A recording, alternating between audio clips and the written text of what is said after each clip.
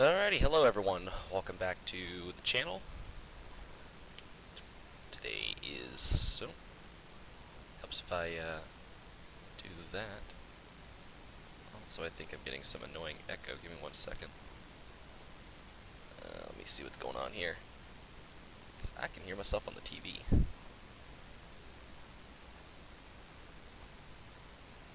Let me see.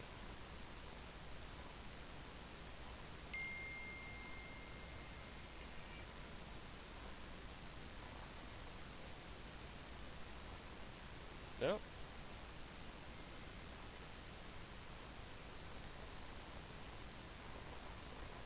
Yeah, should be fine, I guess.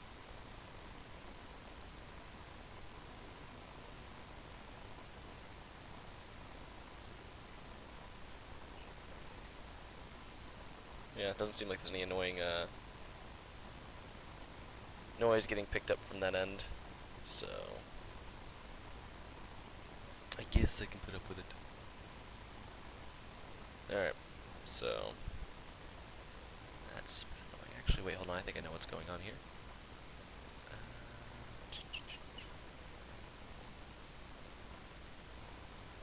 Okay. Oh good, I don't hear myself anymore. Good. I forgot to turn something off because I can only still hear me out of one side. Yep, normal buzzing sound. The normal buzzing sound that will probably never ever go away. So but yeah, so welcome back, guys. Today we're going to be working more on this industry right here, and potentially getting some of this area around the facility done up, and then maybe, because I already know how long it took just to do this yesterday. This took forever. I think it was almost a 4-hour live stream. On top of the 4-hour live stream, I did almost a 3-hour live stream, I think, for baseball. So all in all, yesterday it was about 7 hours of streaming. So, but you can see here what I've been doing, some of the work that I did afterward, line placement. Although I think I did that in the stream. Yeah, I think it was a pretty long live stream. We're up to 11 views on it, which I'm pretty... Hello.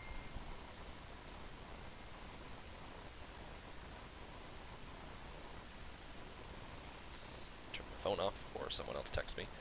But did some more work on it and stuff like that. Did a little bit of tree placement. Started working on this farm back here. Got a small dairy farm mapped out and cornered off, and they have quite a bit of property. Well, I might fence it off here, and I'll probably do a farm field of here of some sort.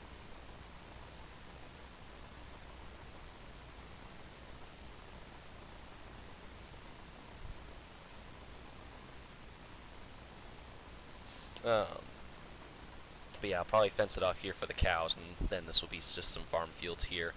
But Sean and I did some logistical planning last night to kind of get the industry figured out, and I mean, he kind of sat there and listened to me, and he threw in his own input and helped me out with a lot of the logistics in terms of math. So just to kind of take you guys through it real quick. So this is a MOFCA facility, as we all know, as this what it was created for. So it's the main organic farmers in, I believe it's the Gardeners Association, could be growers, of Norridgewock. So we have 20,800 gallons of milk that can get produced into one tanker that we roll in. So there's 26 total tankers that come from all the MOFCAs combined system-wide. Why are you still awake, Chris? Go to sleep. So in total, 26 tank cars get produced, which actually, come to find out, watch this crap, fits perfectly into this siding. It fits just perfectly.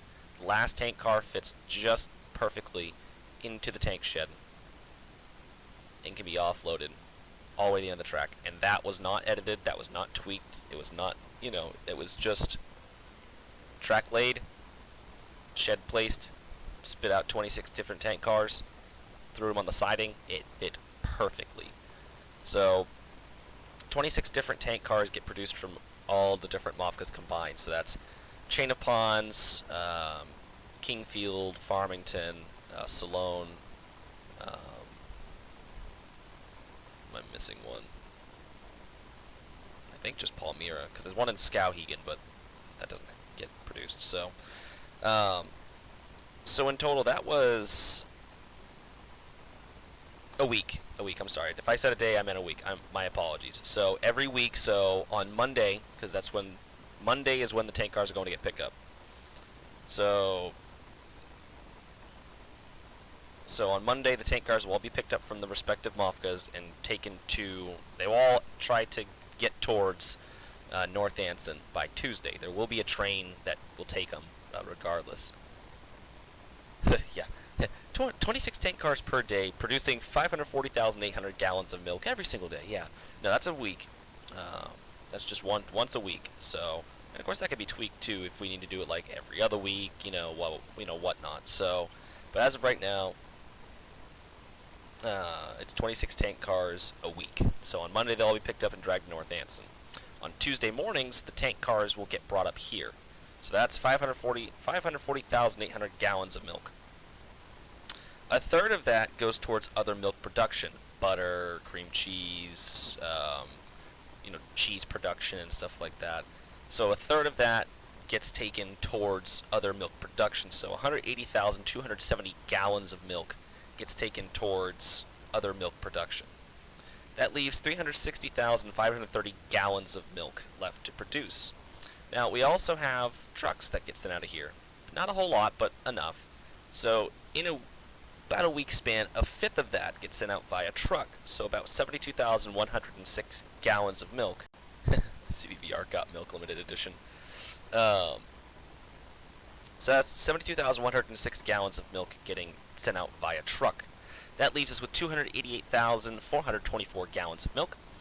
And each gallon is loaded onto a pallet that can hold 16 apiece and stacked at one high, I believe. And Sean did the logistics of how many pallets can fit into a 57-foot reefer, based off the average size of the interior of those reefers and based off the average size of a standard pallet. Approximately 18,026 pallets are produced. Now there's 92 reefers and they can hold 198 pallets per maximum.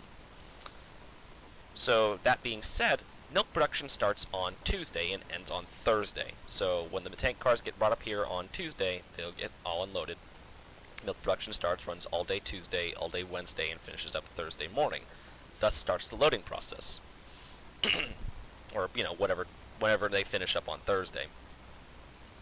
Or longer or whatever, but point being, we're just doing it so it ends on Thursday. So like I said, that's going to require a total of 92 reefers. We don't really have the space, in my opinion, to fit 92 different reefers. But what we can do is this. So on Thursday, 46 reefers will be brought up and loaded. 46 reefers will get brought up and left, and then a Rail King or a small switcher owned by the facility will load and unload the cars, so we don't have to be up here all day doing it ourselves. On Saturday, 30 more reefers will get brought up. 30 more reefers will get brought up, along with 10 standard boxcars to get loaded with, non-refrigerated goods. And then on Tuesday, when the 26 tankers get brought up, the remaining 16 reefers will get brought up to complete the loading of the last remaining milk products. Wednesday is a down day for production, and then Thursday the process restarts. So that pretty much allows switching to go on pretty much all week here. I also have to see in terms of, let me see,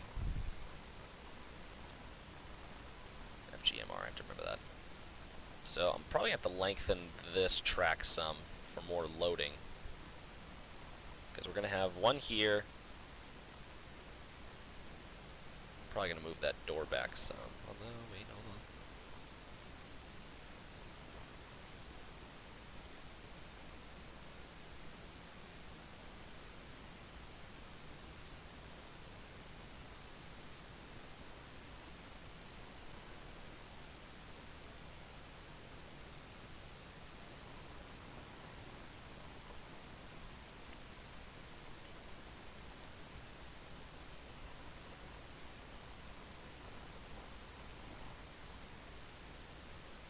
So yeah, it doesn't leave us with really a lot of room for reefers.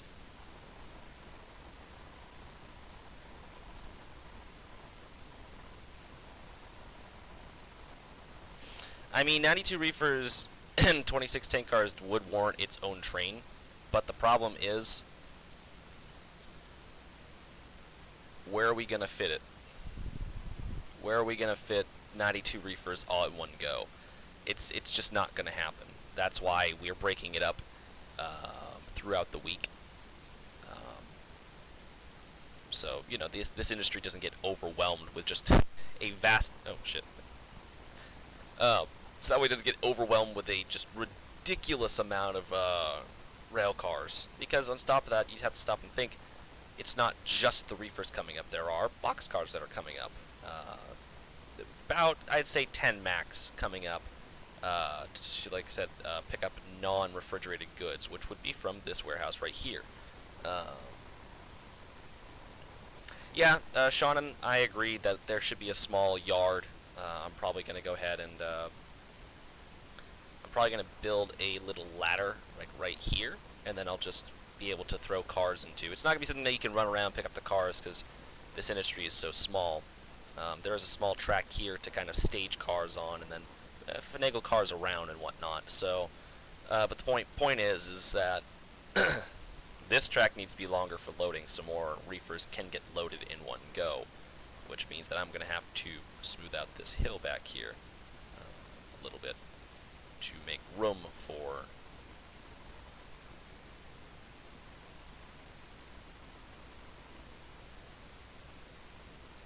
those said cars. Like I said, so we're trying our best to make sure that this all is, you know, correct in some ways. It makes sense. I mean, maybe maybe the production of milk is way too high. I mean, I figure a week is about a good time frame to wait for production to ramp up again. Maybe that's too much. Maybe, you know, I'm creating too much product. Maybe it needs to be a every other week thing. I don't know. That's the problem, is we're trying to figure that out as we go, and well, it's not always easy.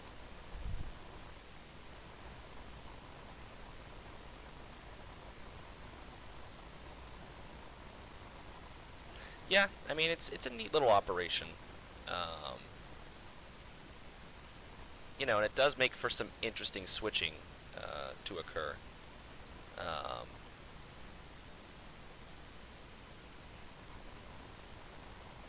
don't think that track needs to be elongated because we're only loading about 10 boxcars.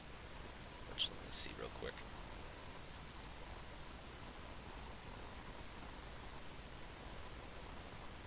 Let me see how this would work.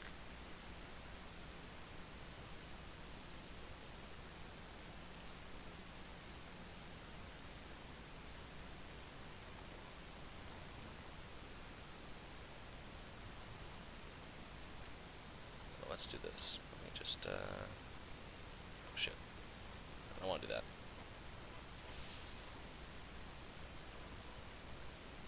Open up your doors.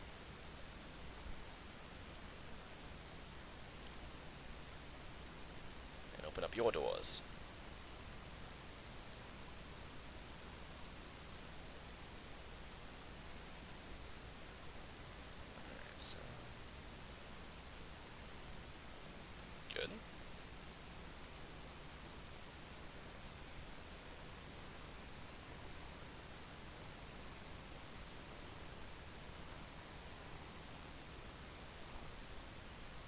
Perfect. Let me see.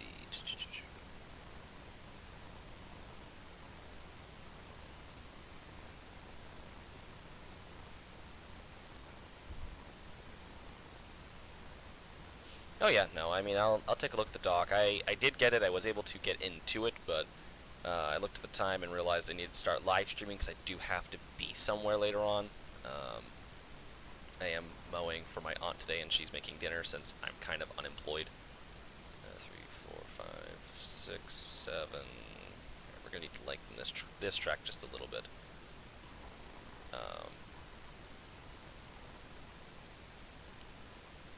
yeah, so she's making dinner for me tonight if I come over and mow her lawn, which I think's a pretty fair trade. And considering I'm still waiting on my stimulus check to come in, it's still in Illinois. I think it was a pretty fair trade, in my opinion. So I'll go over and mow her lawn because it needs to get done, and I'll get dinner out of the deal, and that's fine by me. And I need to remember to grab her Tupperware. 3, 4, 5, 6, 7, 8, 9, 10. Perfect. So let me see here, because the rail serve doors for the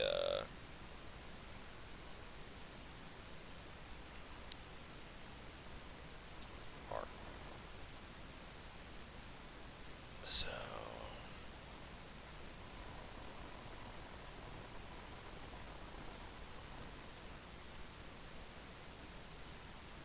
4, 5, 6, 7, 8, 9, 10, 11, 12, 13, 14, 15. Alright, so 15 cars at a time get loaded onto here. Alright, so 15 max on that track. How many can fit here on this track? 1, 2, 3, 4, 5, 6, 7, 8, 9, 10, 11, 12. 12, so that's 27 right there. Let me see. 27, 28, 29, 30, 31, 32, 33, 34, 35, 36, 37, 38, 39, 40, 41. Wait. Beans. 27. 28, 29, 30, 31, 32, 33, 34, 36, 37, 38, 39, 40, 41, 42. Okay, I'm not an idiot. 43, 44, 45, 46. So that's the most amount of reefers that's going to get brought up at once. The only issue is there's no real way to run around everything, so a small yard will be in order.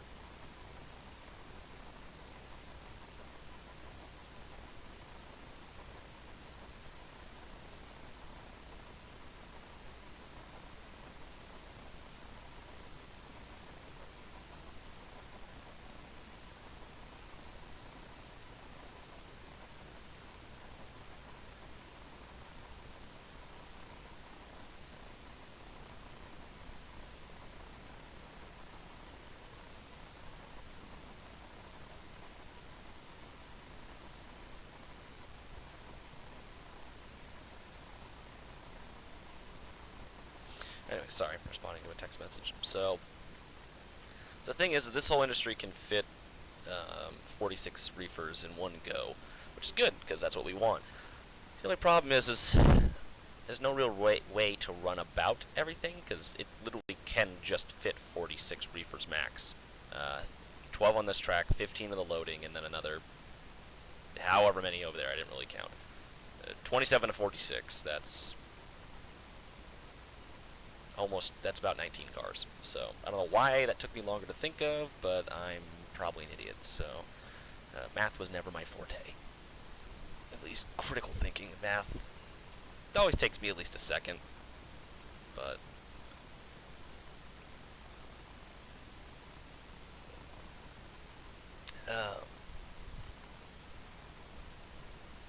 that's good, David.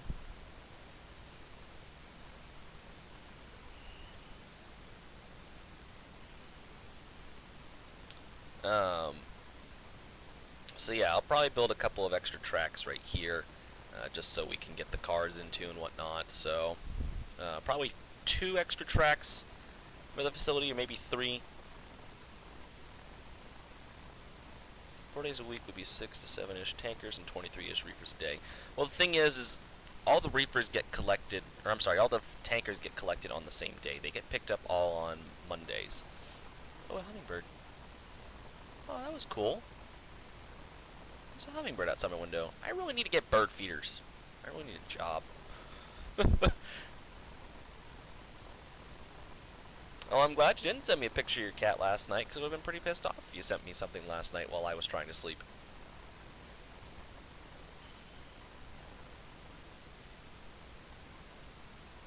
so there's that.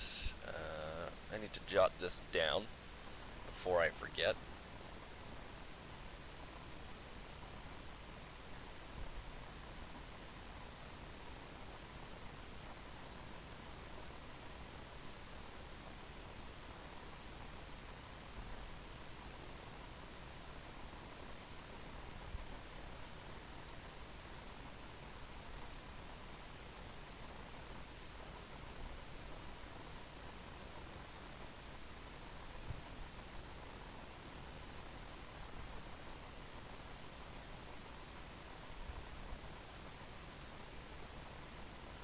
Alright. So I need a picture at some point. I mean, you don't have to. Alright, so that's that. Let me see here. So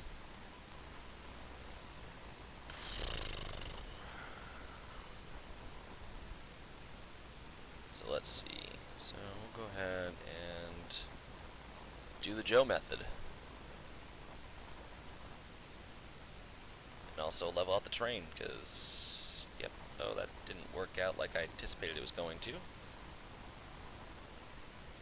'Cause I'm a piece of garbage.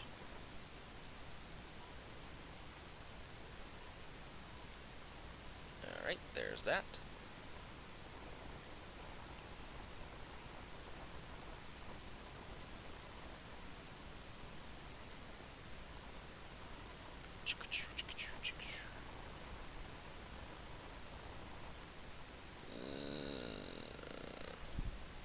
I can already hear Sean yelling at me.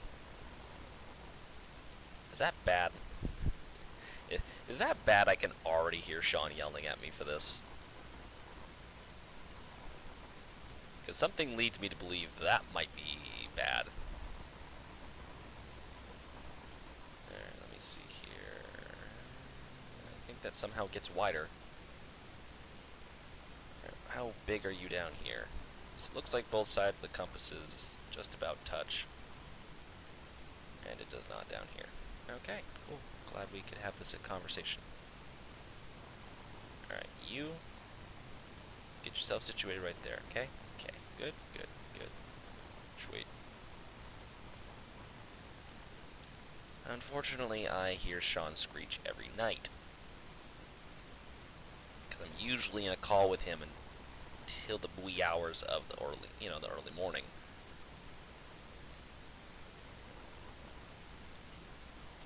Oh, he better like this, otherwise I'm probably gonna have to... He just better like this. I'm probably gonna lengthen this out just a touch, just so it can fit 26 tankers. Because I think that's gonna be a little tight.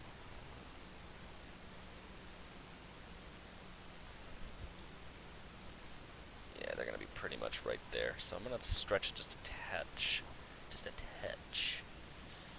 Just that way, that's all good. Just because if I can have the room, I will.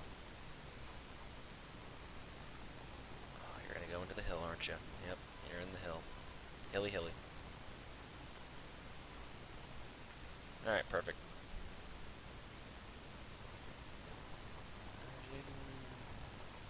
Well, time. Let's spam for any picture of the cats now. Yeah, I'd rather not have you guys spam me with pictures of cats right now, because that's a quick way to get the live stream ended. I mean, just saying. That's a quick way to piss me off, end the live stream, and then for me to just go about my day doing whatever it is I so wish to do. So if y'all enjoy the content, maybe we shouldn't spam pictures of cats at me. Because I don't know if you guys just noticed this, but I have a temper.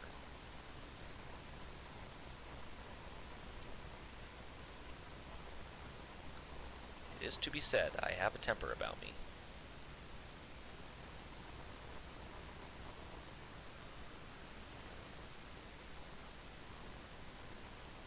Yep, and also, I'm a one-man show, operating both monitoring my live stream chat and also building a railroad, my dude. So,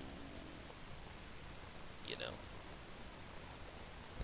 when you can do this and also pay attention to your chat as it hits you and build at the same time, you let me know.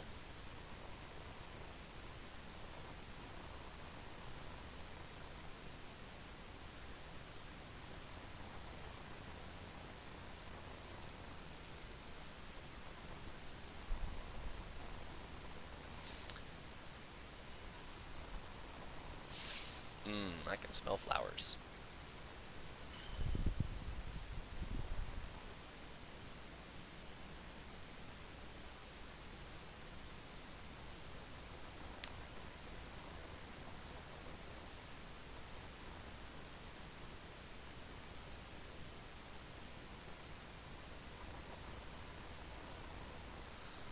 Actually, speaking of vibe, need to get the music going in the background for me, otherwise I'm going to go insane sitting here listening to the static in my left ear.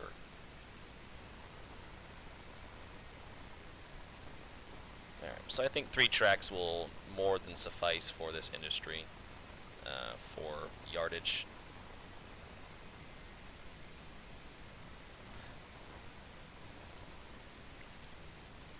Now I have hiccups. Great.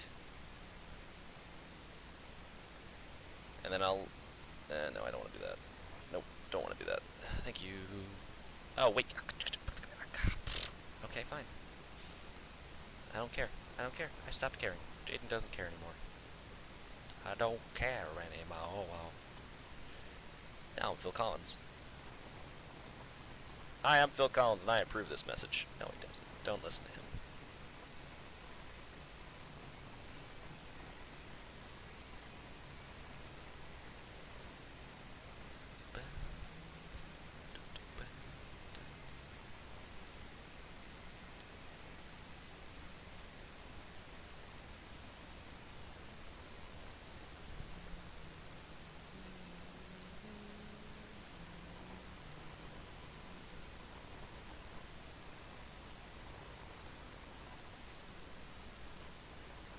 Man. You know something? I kind of miss being in St. Louis. I don't know where the hell that came from. Actually, I do know where the hell that came from. The song I'm listening to, I don't know why, it just kind of sparked a memory in my head. Just driving down the road going to work and being nice and warm out like it is today and having the windows down and...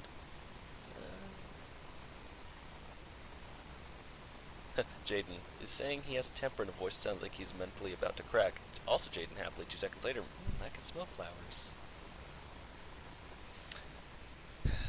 Welcome to my insanity.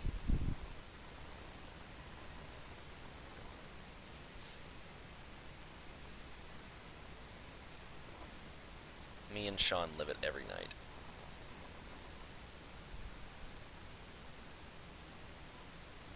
Alright, so there's that. That should suffice as a small yard of sorts for this industry.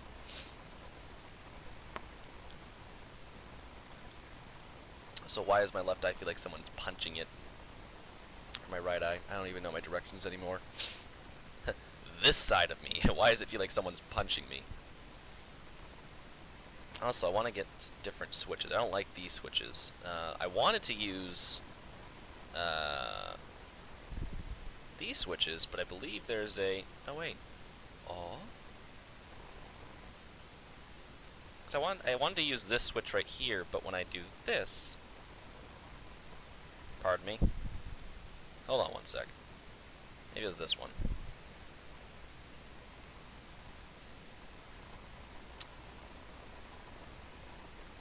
What the frig? Alright, I'm just crazy now. I'm just gonna sit back down. I apparently don't know what I'm talking about. Oh, see, yeah, there it is. There it is. Aha. Why is that like that? Huh? Alright. So let me use this. Oh, yeah, see? Why is it like that? And then you do that, and then, you know, you look at it this way. Hey, it's fine. That's just a normal switch. But then you turn it. What is that? What railroad owned the track before the CBVR? Main Central. was a main central railroad, and then it was picked up by Guilford, and then pretty much we've redone the timeline a little bit to where Guilford would have picked it up, and then immediately alongside the Mountain Division would have put it up for sale.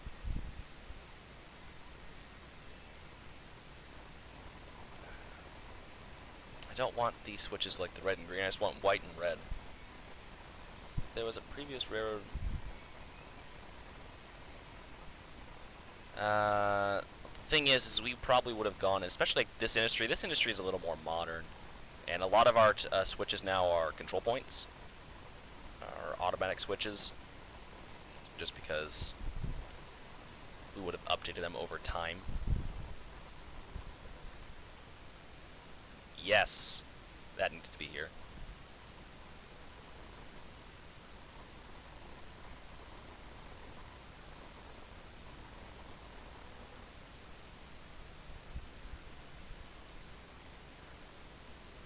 Oh, just give me something I can use, dang you. This is about what half of Trainz actually is. This is just pretty much scroll. What is any of this stuff? Why is that there? What is that a thing? I don't understand.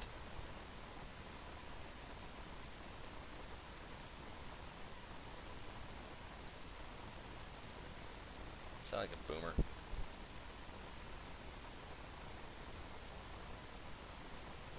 But yeah, half my time in Trainz is pretty much just spent scrolling for hello.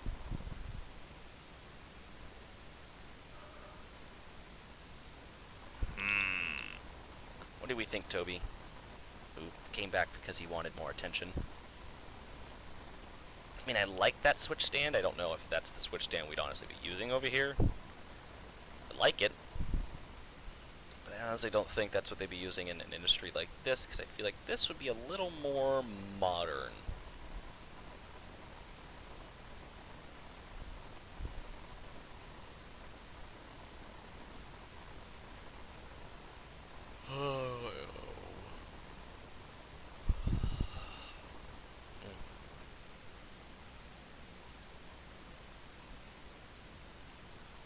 That's a whole signal.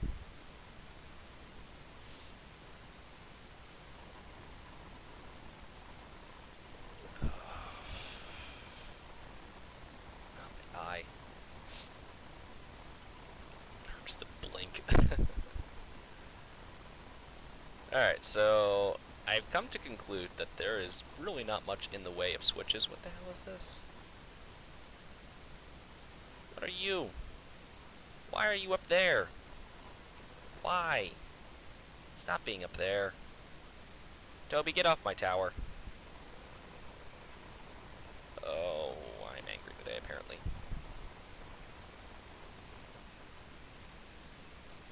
Oh, okay. So railroads up north due to higher social conditions. Well, yeah, I know that. But I do see a lot of the switches down low as well.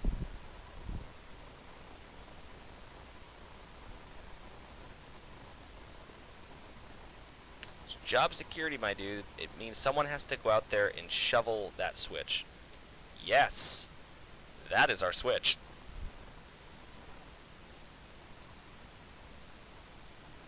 All right, let me just do this. I'm gonna do something productive.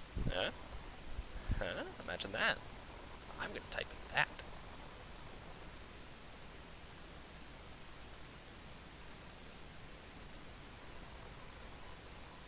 I mean, that could work. That probably should work, honestly. I don't want it,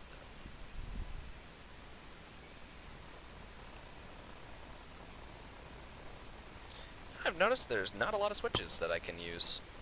NS switch stand. That's not kosher.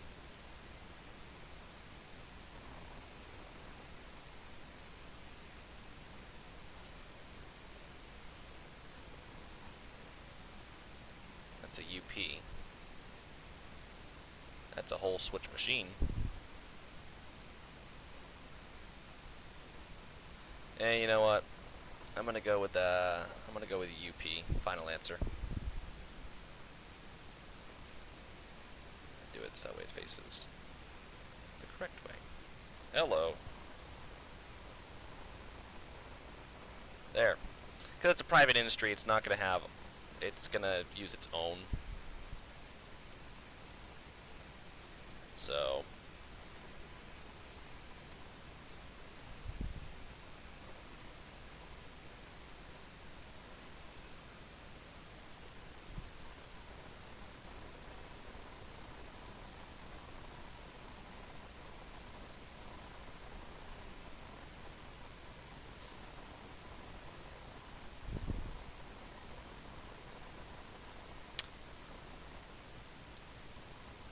You know, Wisconsin, there's these cool things that they also put on fire hydrants. They're called these. Oh, I forget exactly what they're called. They're just called finders.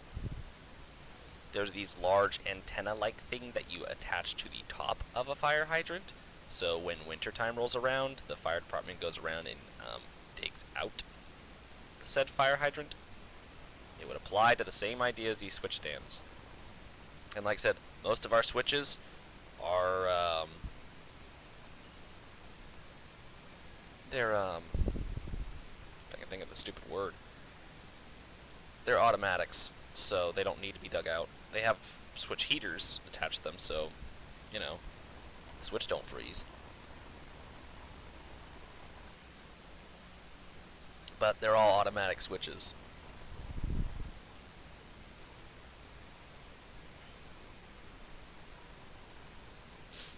So this being a private industry that we service, they just use their own switches.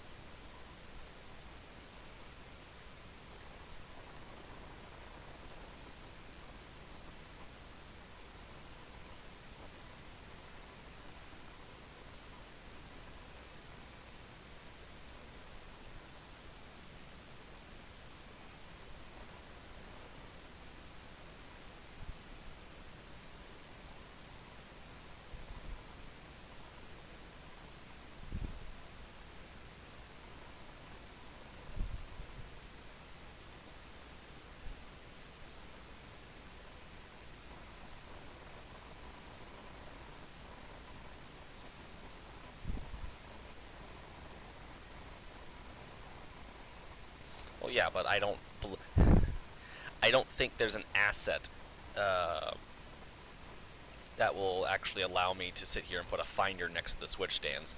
Pretty much just the point of this.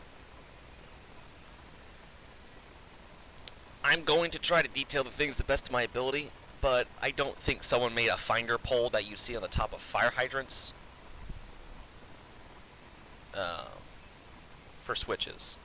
I don't think that's an asset, and I'm not about to go ahead and place that on every single switch that we have on the railroad. So if you would like to when you get the route, you're more than welcome to. Personally speaking, I'm not doing it. I already have a lot to do on this railroad.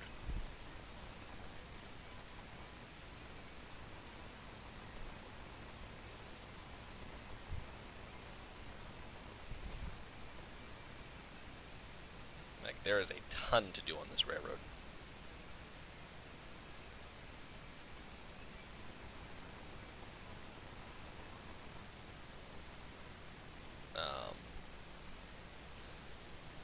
That's the big thing is, you know, like talking with Sean yesterday, is there's not a, he's going to have to really sit down and really start making some assets for this.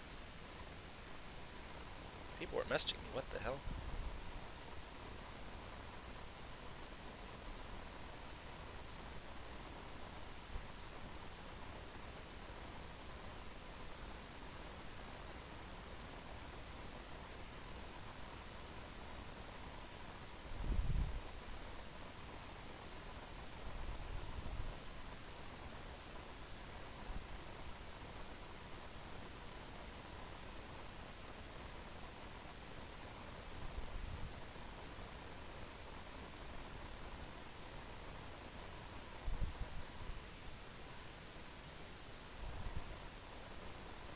Alright.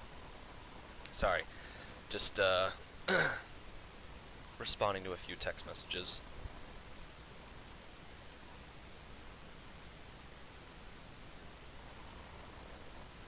But the thing is Sean's going to have to go in and really start buckling down and creating assets for the game that we need, like he was talking about yesterday.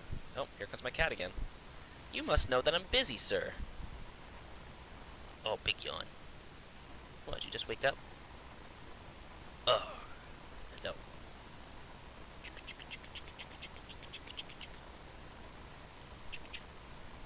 Alright, what are you gonna do, huh? You go be a cat? Alright, go be a cat. You go be a cat. Ah. Get off my hand. Fur everywhere. Gotta have a vacuum.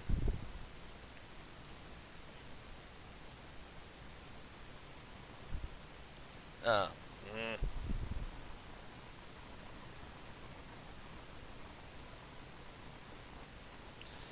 like how typically I'm live streaming, like, oh, they ask me more questions. It's like, no, I'm live streaming. I can't talk.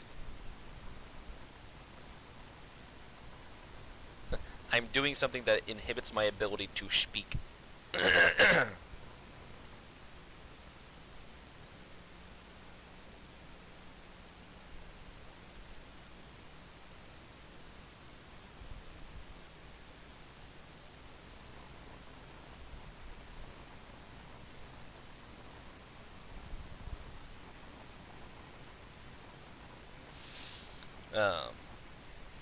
But no, Sean's gonna really start making a lot of stuff, unfortunately, and I hate to sit here and make him do that, but it's like, we need assets for the railroad. We need assets for the railroad like yesterday. It's like I was talking to Chance last night. It's like, we could. Why do more people message me? We could really use a sign for this industry. Like, there are just a lot of custom things that we need. That, you know, we just don't have.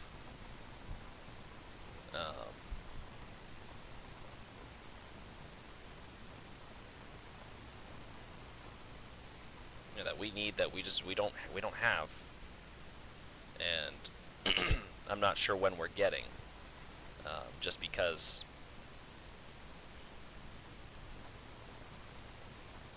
God dang it.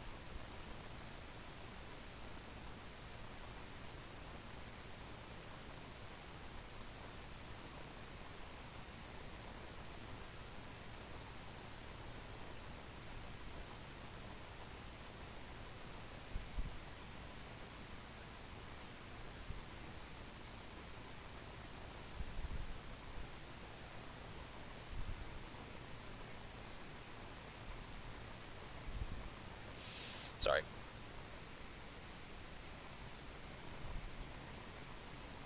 Yeah, you know, there should be just something very customizable. Like, I know Logan made a lot of blank kits, so, you know, if you wanted to blank a sign,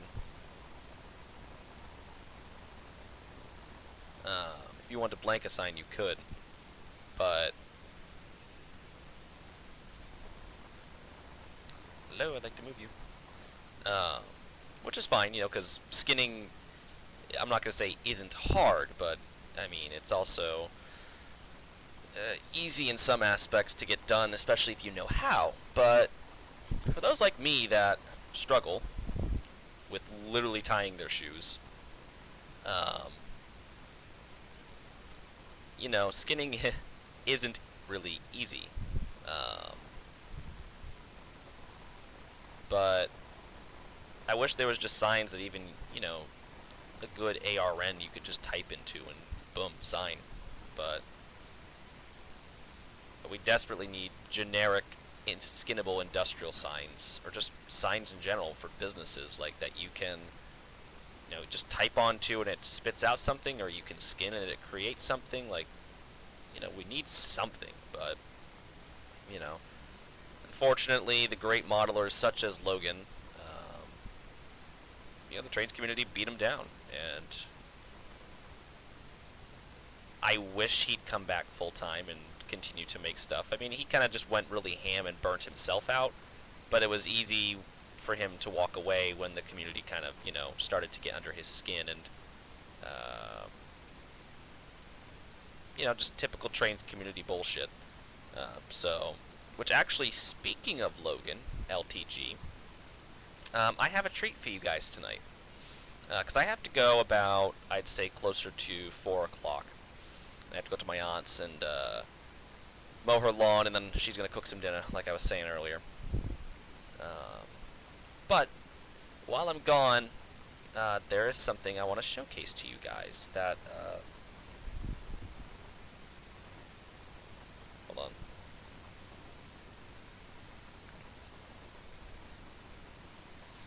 on. It's a small route that Logan was working on that I was trying to hopefully get him to release, but he kind of burned himself out again and kind of stepped away from it. Not really sure if he's ever going to release it, but it's still a route that he was working on, and I kind of added a little bit of my touches to it. I kind of added like a little route project that I was working on my own. It was actually something I was going to release, and then Trainz corrupted the whole route. It was going to be just a small little route for you guys just to play on. That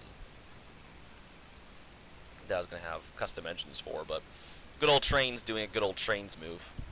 Wasn't very cash money, but I do have a route that I'm going to show you guys tonight from Logan that he built and has done pretty much all himself.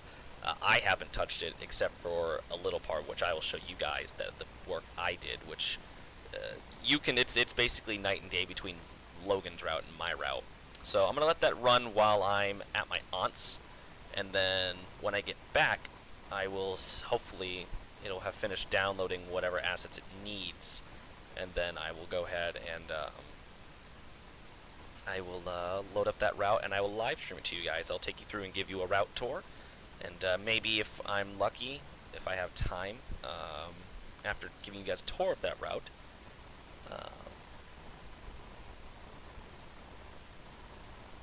do you know how relay box have a street name and milepost? Suppose that's something like that.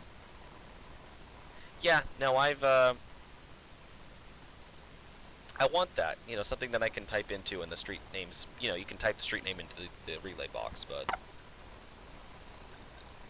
unfortunately, I never see anyone create that.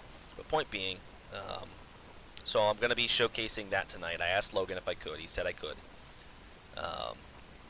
Because it's his route, and I don't know if he wants me showcasing stuff or if he doesn't want me showcasing stuff.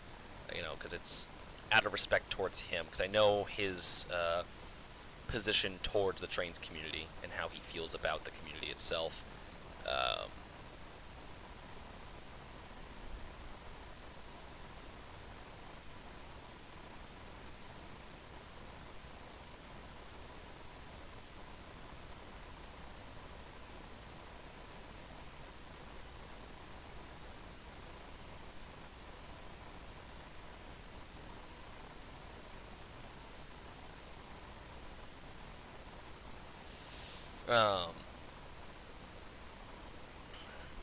But I know how he feels about the Trainz community, so, I don't know if he wants me showcasing something, and, because then people are probably going to start asking him, like, hey, when are you going to release that route, da-da-da-da, can I have that route, blah, blah, blah, can I have that asset, can I have this, that, and it's like, I don't want that. I wanted to showcase his good work and remind people that there were great people out there full-time in the Trainz community. But the community kind of beat him down and did typical Trainz stuff, and, well, look where we are now. We had someone that was going to make a lot of those assets, or could have made a lot of those assets, and, now they're not here. So, it kind of ticks me off because, a lot of great talent that was underappreciated. And just the typical toxicity. Just, you know, he doesn't need that. He's got his life to live. So I don't blame him for stepping away. I tried every now and again nudge him to maybe do something. This is kind of for my own selfish gain, because I would love it if he were to come back and start modeling again, because, well, shit, that would help me out too, you know, with my route project. It kind of sucks, because that's a big thing that, you know, I need help with, is assets for this route, custom assets and signs and scenery, and it's like, I think he skinned me up a custom sign once up in, or he's made a couple of custom signs, I'm sorry. He made a sign up at Sebasticook Yard, and then he made me a sign that I put up in Chain of Ponds, which I will show you guys what that sign is that he made for the route. It sits back up here on this road.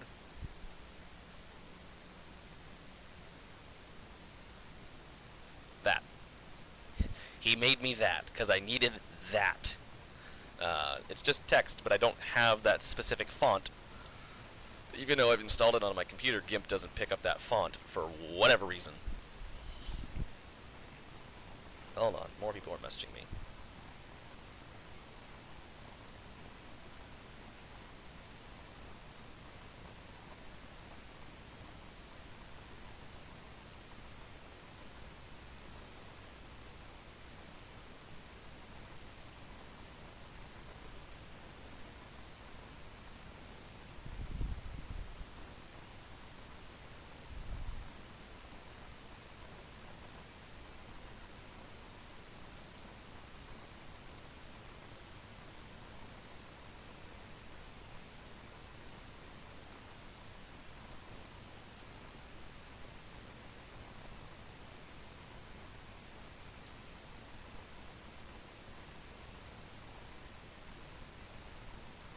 Anyways,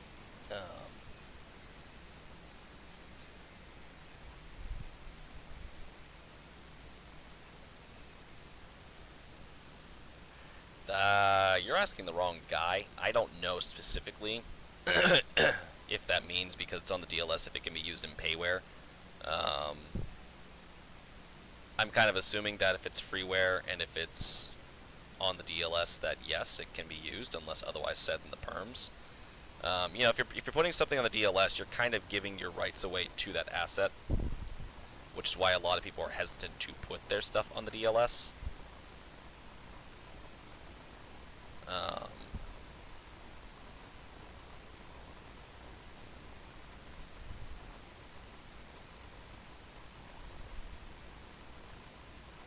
You know, which is I think why N3V is or Nev is, you know, so pushy for people to put stuff on the DLS is because, you know, you kind of, I guess, and this is just from what I gather, I don't specifically know, but from what I'm gathering is once you put something on the DLS, you're kind of giving away your rights to that asset. Like, it's still yours, you created it, but, you know, like, you look at Dave Snow, I mean, yeah, he had all his stuff, and, like, it was clearly noted that, like, you know, reskins for it are a no. Like, you know, if you're going to reskin something, you have to get his permission to re-release it or re-upload it. You know, because I remember Sean was using his GP15s, and we had to grab perms, and I was like, why? It's on the DLS. Like, there's just it's a kind of a funny thing to me with the Trainz community. It's like, if someone were to upload a blank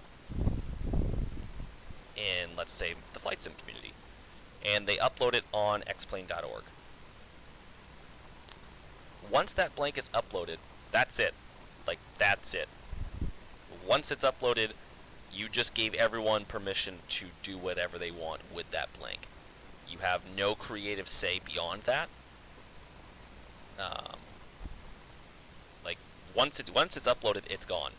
You lose all creative control over that blank. Like, it's your blank, you created it, you made it. So, like, if you take it, you have the right to take that blank down in any file that you personally associated with it. But if someone else takes that blank and re-uploads it, there's nothing you can do. people revise aircraft all the time that used to be on the xplane.org that got taken down or, just outdated and whatnot. I mean, generally they will contact the person, but there are times where planes just get re-uploaded, and that's that. They don't, there is no asking for permission, because that's essentially what you've done, is you've given the community permission to modify that blank, to re-upload what you use that blank for, be it for virtual airlines or, real-world airline recreations or heritage paint jobs or, liveries that didn't exist, like, throwing a Southwest Airlines paint job onto an Airbus A319, which I still hate seeing. You've pretty much given all control. But what makes it funny here is like you look at the download station and all the blank, like Dave Snow skins. And I found it funny when Sean told me he had to go ask for permission. He had to, get Dave's permission to re-upload that. And it's like, why? It's a blank. Like, he released it to a place that you can actively download it without his knowledge. Like, he doesn't have to give it to you.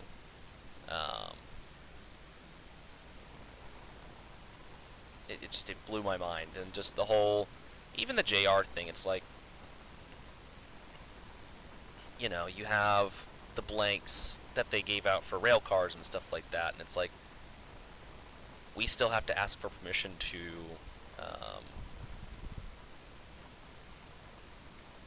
release those. It's like, these are blanks they've happily provided to us.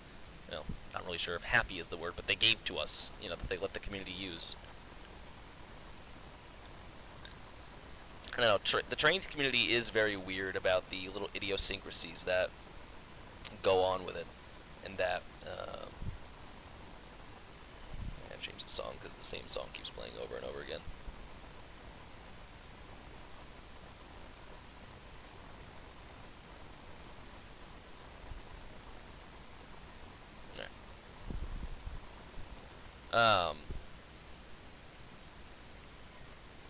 But it doesn't make sense to me, a lot of the things that goes on in this community.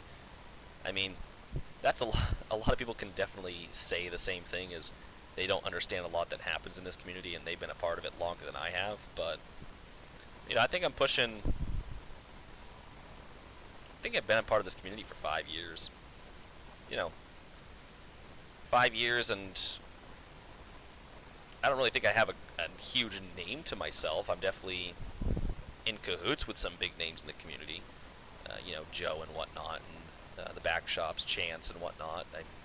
To me, those are prominent fixtures in the community, especially Joe.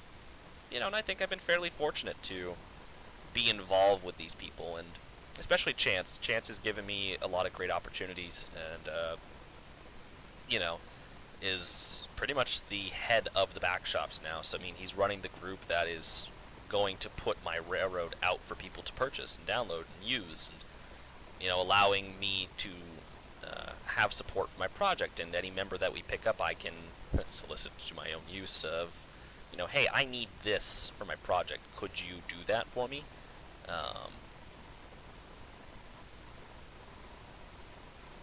Sorry, sounded like a plane was flying over, just a truck with big tires on the road.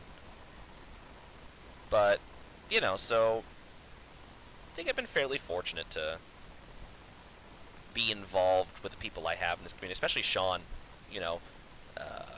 Actually, I should get back on the Trainz forums and update my forum post. Just because I have begun to think that forum post still exists. And there are probably people still on the forum that don't have a Discord. Older folk, possibly. That don't have Discord, that don't know what Discord is, that don't want a Discord, that may come and view my project and, see that it hasn't been updated in a long time, like well over a year.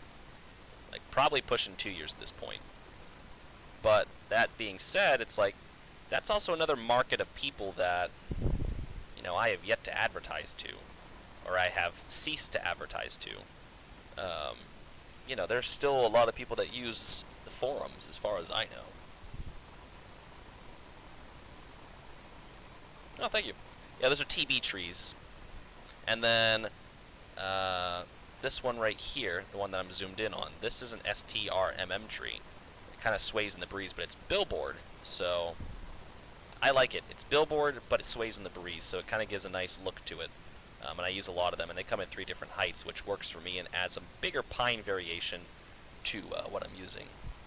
The forums are confusing, but that's where I got my start. That's where I met everyone, was the forums. You know, that's where essentially I got my start at the back shops, was the forums. I mean, originally it was NARM, but that transpired into me getting picked up by NARM, and then me and Sean leaving NARM and going to this new project called the back shops, although then it wasn't really named anything. But that's how I met Logan, and because of the forums, now I have a really great group of friends that I talk to just about every night. You know, I have a really great best friend Sean, I have all my best friends Logan and Caitlin and Scott and Mia and, you know, Rita, another person from that server who lives out in Ohio. You know, I have a lot of great friends out there that if I hadn't been on the servers, I would have never gotten to know. So, you know, I do kind of owe it to the forums, for kind of, you know, introducing me to my friend group now, and getting me out there to, you know, meet these people, and, you know, it all transpired from one thing to another, you know, and these are the people that have also sat there with me night after night when I've had a bad day, and, you know, kind of let me just blow out the stops. You know, we all have our little dramas here and there, but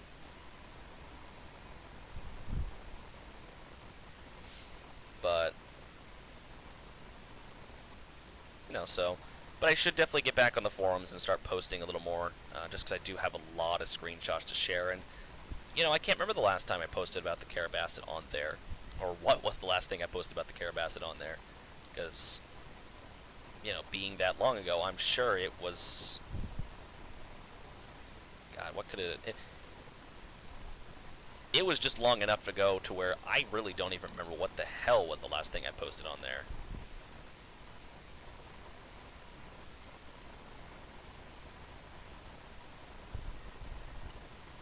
So, I think it'd be worth it for me to get on there and kind of, you know, stick my nose back into the Trainz community that way, and, you know, make sure that my route is staying relevant in places that I can get it into, because ultimately that's what's going to come down to, is being relevant and being in advertising, you know, taking up anywhere I can get.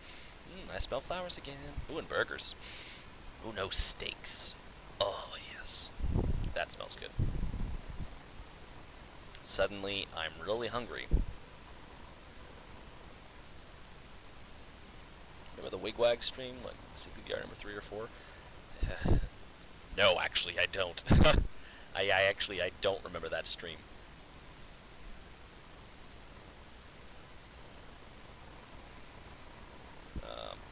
I know what you're talking about, the old Wigwag that used to be on the Carrabasett, but I don't remember that stream in particular.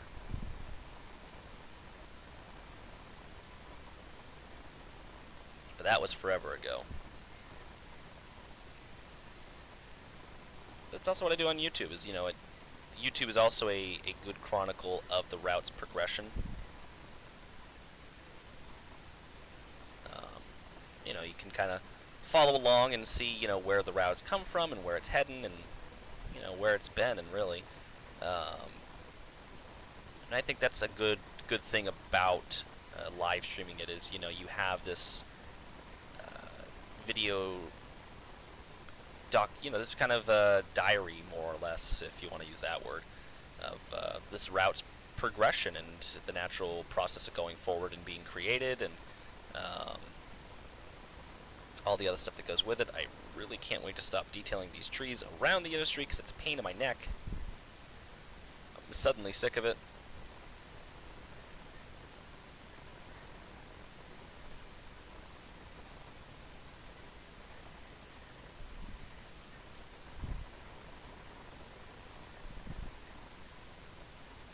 point being,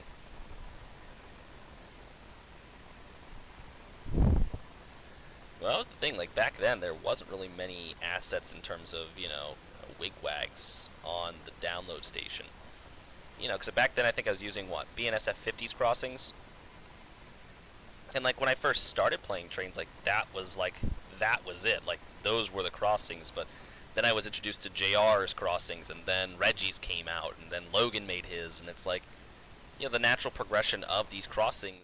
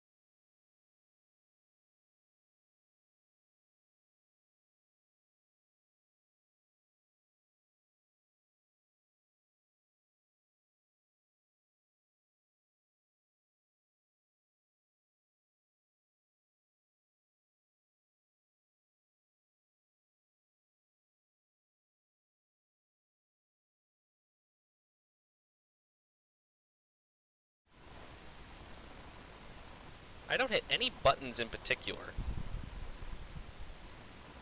and it just switches on me. Just updated OBS too, so I don't know what the hell's that all about. Just OBS being OBS today. Live streaming is so fun.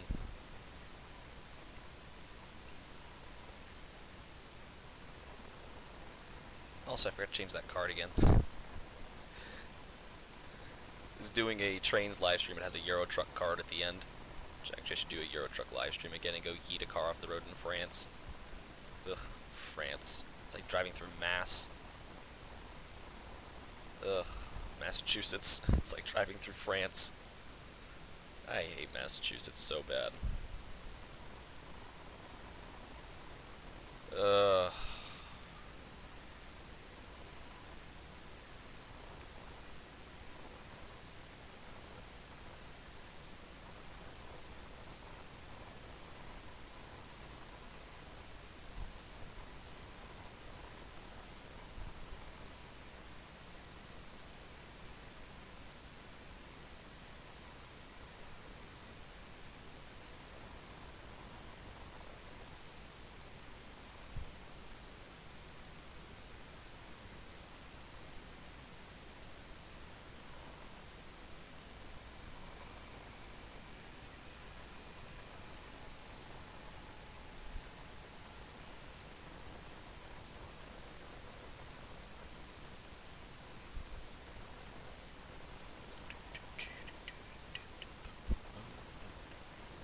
this song. Bang Your Head by Quiet Riot. It's one of my all-time favorite cruising songs.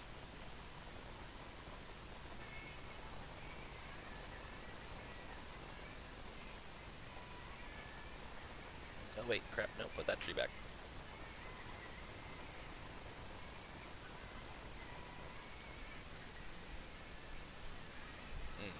Breeze feels good today too. It's not a bad day. Able to shut the AC off for a while. Still early summer for Maine, so it isn't excruciatingly hot every single day. It's kind of nice, actually. A little bit of a change from St. Louis. Welcome back. Welcome back, Wisconsin. I wonder if Sean's up. Let me ping him.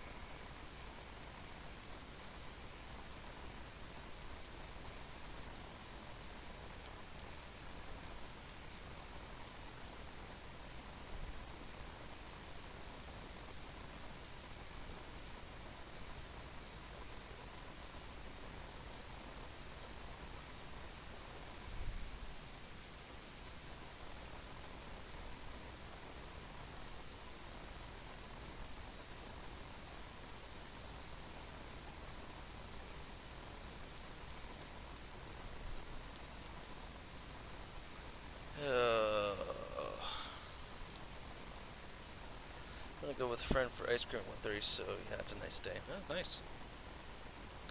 Wicked, wicked. Yeah, I have a little bit of ice cream left over in my fridge, but I should probably eat something breakfast-wise that's not Pepsi.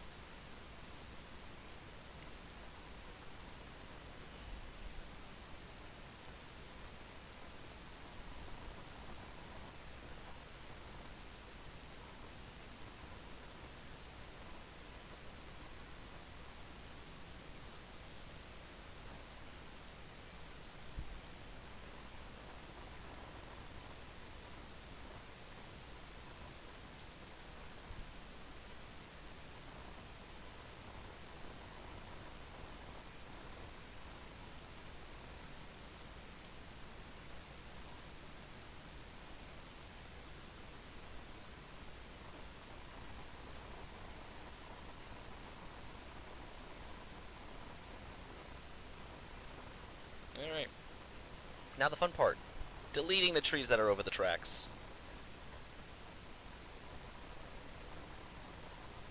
Honestly, this is probably the easiest method I could think of that works for me and saves time, but there's probably a quicker method, honestly, that doesn't involve deleting an entire forest, but also planting an entire forest in one go.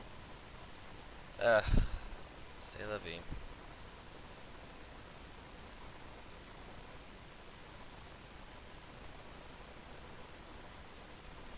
It's funny, it's a little saying that, c'est la vie, I think it's such as life, French. Used to hear it all the time. My character I play in Overwatch, Widowmaker, she's saying, she says sometimes when she's coming back from spawn after being killed. But I heard it again, my friend, or ex-friend, Emily, she would always say that. If, you know, she didn't have much to say and something wasn't really good, and she'd just go, c'est la vie. I miss her. I miss her. No longer friends.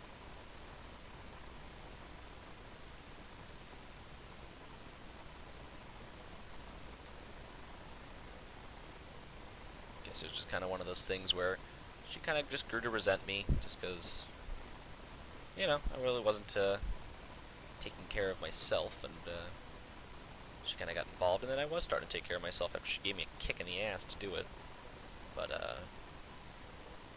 you know, I guess she just kind of grew to resent me because it just made her feel very uneasy, and like she was trapped and couldn't leave if she wanted to, because, you know, maybe I'd go off and hurt myself if she were to leave, and I'd stop making all this great progress. But I told her if she wanted to go, she's welcome to leave. She's not trapped here. She did. Wish she would have stayed, but you can't force people to stay. And as shitty as it is, and as much as I really would like to have a friend in Maine, it is what it is. As long as, you know, she's happy and stuff, that's cool with me. You know, sucks it's at my own expense, but some might argue it doesn't pay to be the nice guy, but it is what it is. C'est la vie. Such is life.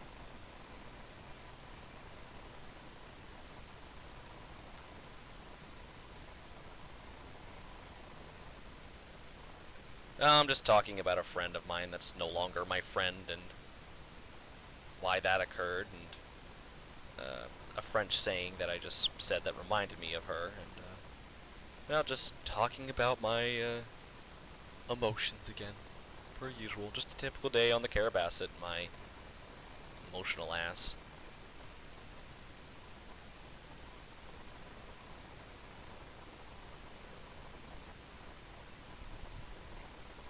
Yeah, I don't really have many friends up here.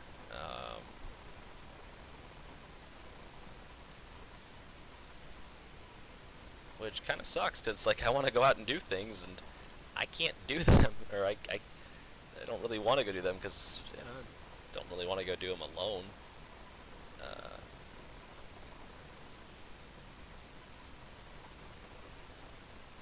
But like I said, it is what it is. You can't force people to be your friends, even if you want them to be. Or, you know, be your girlfriend if you want them to be. In some cases, you can't force a situation, and that's probably also what ruined it too. Was I was very, very in love with this girl, and she was not ready for that kind of stuff, and I kind of pushed it. You know, something I need to work on for the future, and you know, it is what it is. So I hope that, you know, her life is good and she's happy, and I hope that maybe there is a day that I could speak to her again, but I am not waiting on it. So, and I severely doubt that I'll have that opportunity again someday, but I have a lot to do and a lot to keep me busy, and I have this whole railroad to build,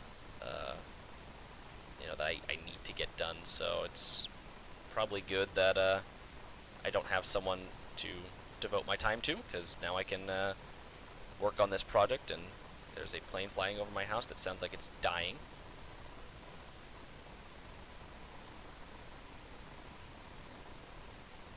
Private jets always sound weird when they fly over.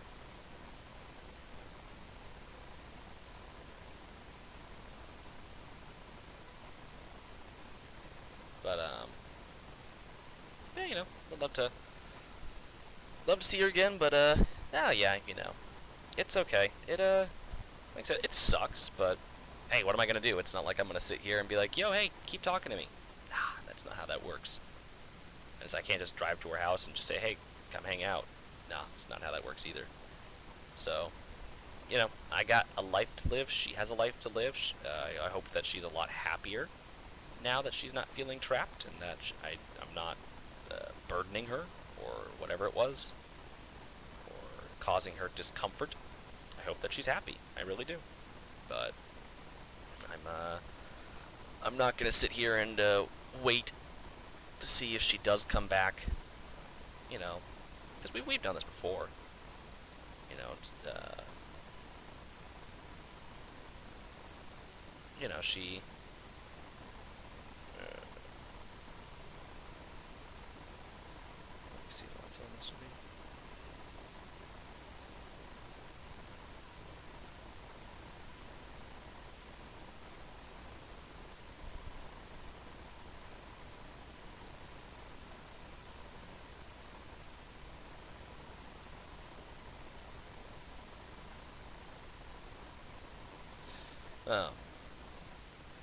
Like I said,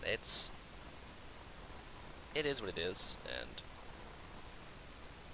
you know, I was angry at her the other day, just out of the blue, and plus also there was a girl I was kind of getting interested in that I was giving my time to that I thought we were good, and you know, she'd expressed certain things to me, and well, then she just like, it was like that week Emily had started talking to me, and then a couple of days later, Madison, this girl I was seeing in New Hampshire, stopped talking to me, like just straight up ghosted me, and still is ghosting. Like, I have not heard from this girl since, and it was like, it just wasn't a good time, because it was like, I'm already sad because my friend, you know, is no longer my friend anymore, and all of a sudden the girl that, like, I'm thinking like, okay, you know, I might have a future with this girl, like I might have a chance, just ghosts me. I'm like, okay. Life just has a very funny way of doing things sometimes.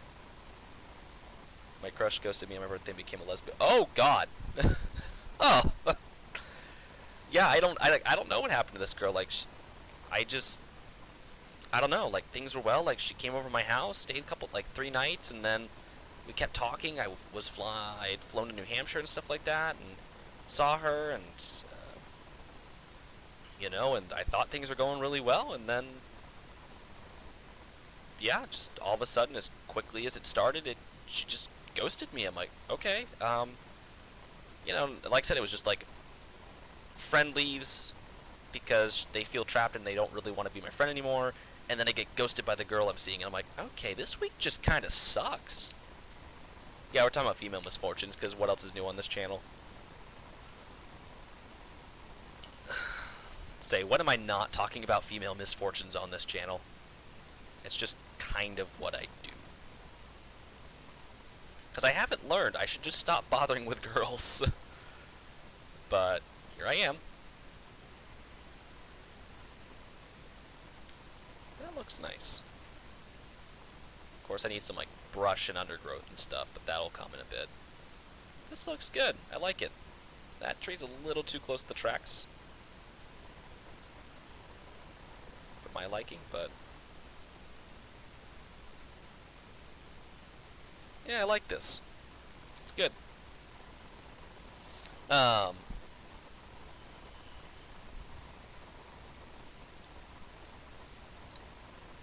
could go for a bagel right now. But yeah, so like, it just wasn't a good week, and then I kind of got really down, and then I was just kind of angry the other day, and it's just garbage. But like, I was angry and mad, and I just wanted to yell at Emily and Madison, like, you know, F you guys and whatever. It's like, what good does that do me? You know, Emily didn't do anything wrong. I mean, Madison, yeah, straight up ghosted me. It's like, that's an ass move. You know, like, at least if you weren't interested anymore, or weren't going to be interested anymore, like, you could have said so. But again, I can't make people say things, I can't make people do things. It's not how that works. So like, yeah, she ghosted me, but hey, you know, she isn't the one. That's just shit, you know. Karma's a thing, and it does come around, so. She had a little freak out, and I almost lost that friendship.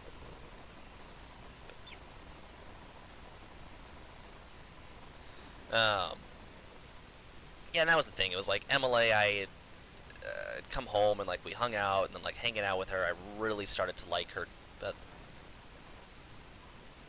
she told me like, she's not very keen on relationships, and I kind of felt like that was gonna secure me in the friend zone, and I've always been friend zoned. Like, I get friend zoned easily, and I think it's sometimes good. Like, I've come to realize that, like, as shitty as the friend zone is, and it's not great to end up there, you know, it's like, I guess it's not terrible. You know, I have made some really good friends that way, and I'm still stuck in a friend zone with them, and like, you know, I admit there are still feelings there. Look at these schmucks riding their bicycles.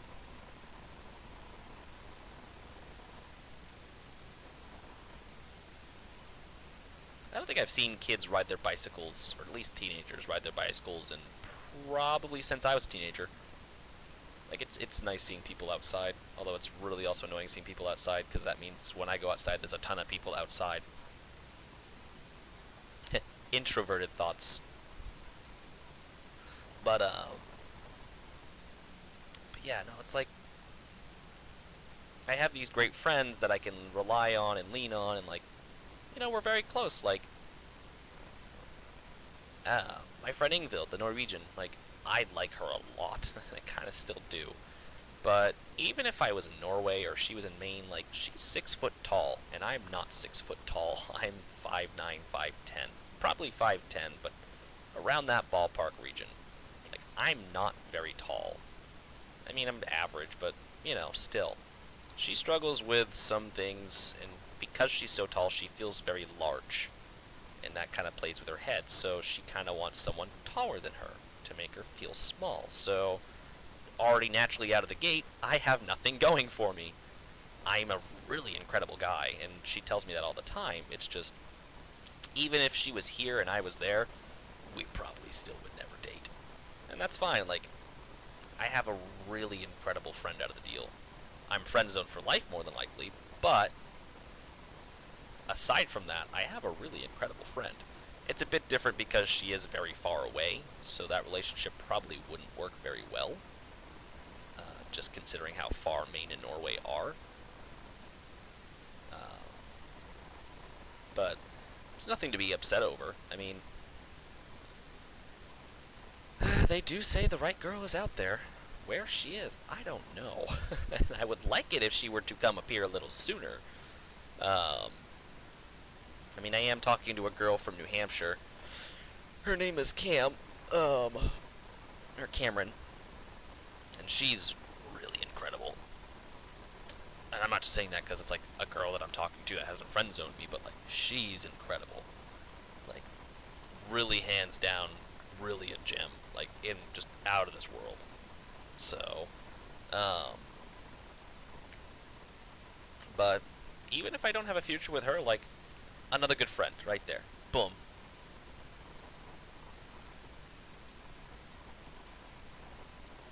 God has someone for me. God awkwardly looks around. So about that,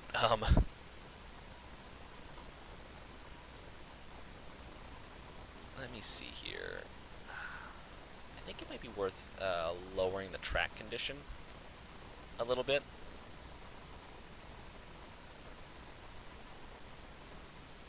Excuse me, can I get the track condition, please?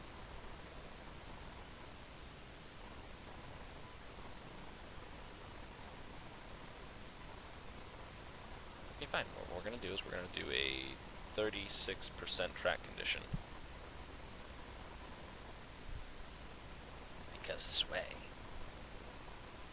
And I'll kind of bury this yard a little bit. I don't imagine it's all prim and proper and, you know, trek. Dun dun dun.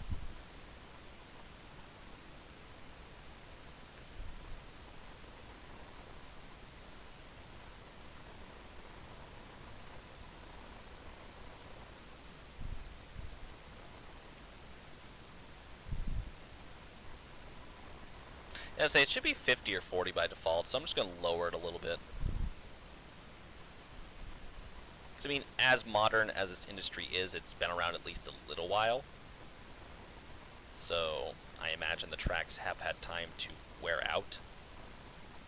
Like, I'd say the late 90s, and I mean, it's still been 20 some odd years.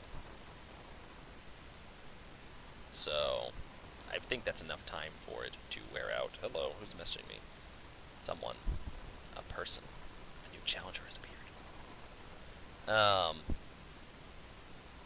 Yeah, I mean, you can see the industry's coming together. I mean, it's starting to be an industry. Besides the paper mill, this and some of the Mafkas, this will probably be one of them. Of course, another Mafka.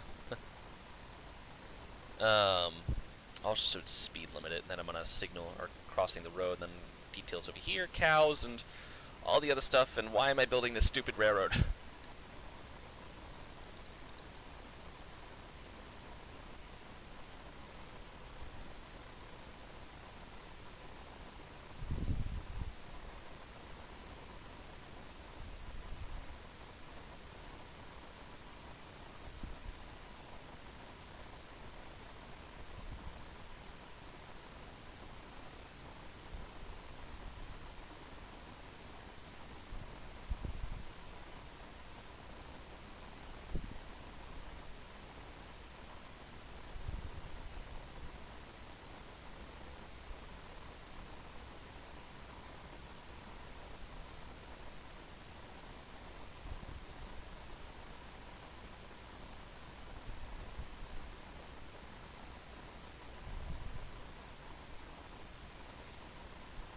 Sorry, I'm responding to a friend. A girl, might you say. Alright, so I need to put a field right here. And then there's going to be some trees right there, and there's going to be some houses. Go to FX. Am I listening to landslide? Yeah, no, the trees really do bring it to life. I mean, it just looks more like a scene. I mean, I still have plenty of stuff to do underneath. Bushes and stuff, and grass and everything. I have more to do, which I will get to that here shortly, and I need to raise some of the terrain over the track bed. And I also need to texture some of the ballast with dirt over it, and gravel, and other parts of gravel, and some grass, to kind of show the natural progression of time that, you know, this is a fairly busy yard. So, like, not all the track's going to be covered in grass, but, like, you know, there will be grass kind of growing between the tracks and whatnot, and maybe like a bush here and whatever, but, like, things are growing in the yard, and, yeah, I mean, the tracks are still good. They can get in and out of there. They don't need to tear out a bush yet. So, like, it's not the end of the world yet, but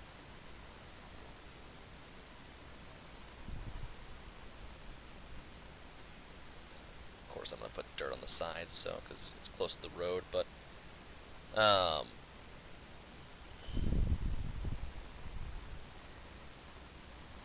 this might just make it so much harder. Harder for what?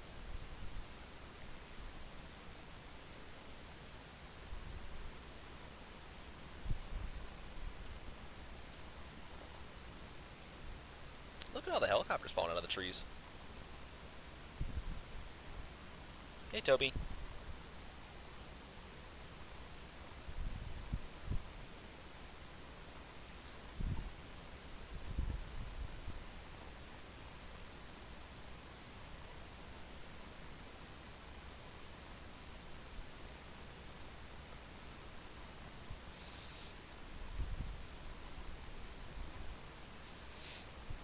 I need to change your litter box. I need to do that today, although I don't have any litter. If I would have known I would have been in this situation, as much as I love my cat, I don't know if I would have gotten a cat. It's not fair to him. Not fair to him sometimes that I don't have any money.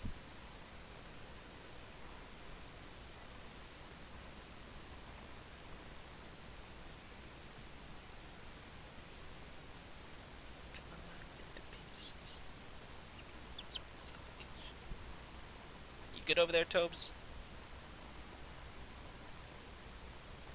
You're a good boy.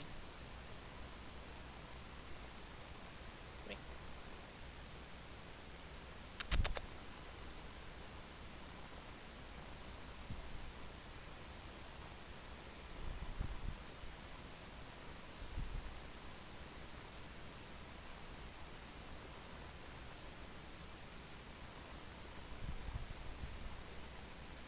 That's a good cat.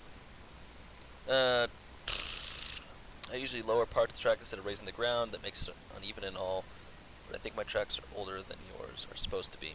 Well, I think that's the thing is, I used to lower the tracks, but I had like hundreds of spline points.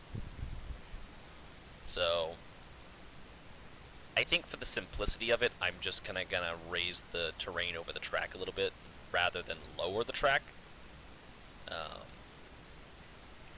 I think it just would be simpler to do it with my method than it would be with that method that I used to use. Personally, just kind of talking from experience a little bit. You know, it still gives the same look, and I mean, you're not kind of bumbling and fumbling about. I mean, you are in the yards, and it's like, to me, it's worth having the terrain kind of grown over the tracks, but I'm not sure if it's worth having or going through the effort to lower every single part of the track and whatnot.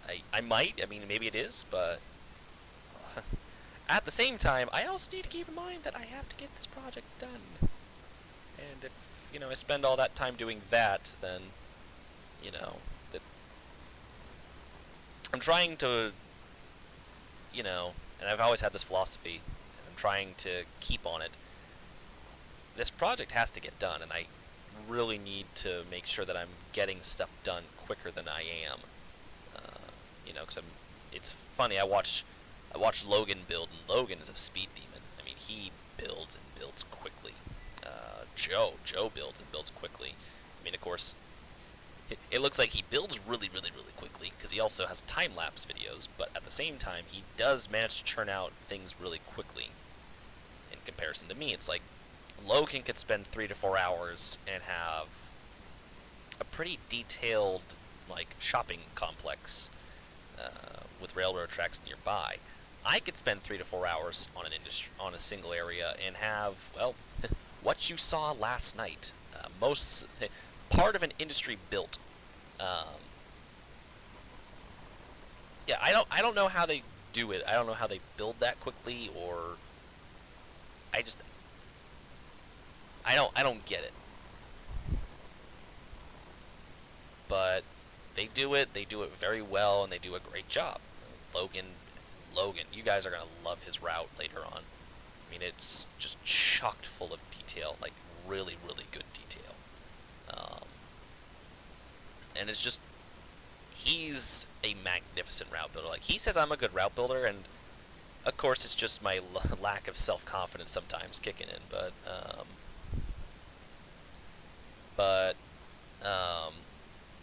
Also just reminded me, because someone commented on my video yesterday, asked if I had Facebook, Instagram, whatever, and they friended me on Discord, even though I didn't really want them to. I am going to be opening up my own Discord channel for the Carrabasett and other Trainz-related things that you guys, Chris and Wisconsin, you guys will be added to, as well as anyone else who views this video. I know it's not going to be huge, and you know there's always going to be Joe's channel and whatnot that will be around, but I do want to create my own Discord channel. So I'm going to be going in the next few days, and Wisconsin, I am going to post a link in the Carrabasett section on your channel. But that's going to be the official Carrabasett area. You know, you guys can also find me on the back shops if you guys are there. But you know, I think it's probably appropriate for me to have a direct area for the Carrabasett and something like this. So there will be that, and you know, Seanan, like that, will be moderator. Chance, he will also kind of fall into that role as well, because you know. Oh, you got back last night. All right, good. But they will kind of fall into the moderator roles just because I know I can count on them and rely on them. And I mean, I don't suspect that they'll really need to focus much on my channel. But it will be public unless I need to change that. So I am entrusting you guys to, you know, that if you invite people, that you be courteous to the fact that this is my Discord, and that, you know, your actions can have consequences if they so result in something that I don't really like. So, so we'll be public unless it needs to be otherwise, so don't make me have to change that or eat my words, because I will kick some butt. Yeah, I mean, it's Trainz related. It's also has some flight sim aspects, so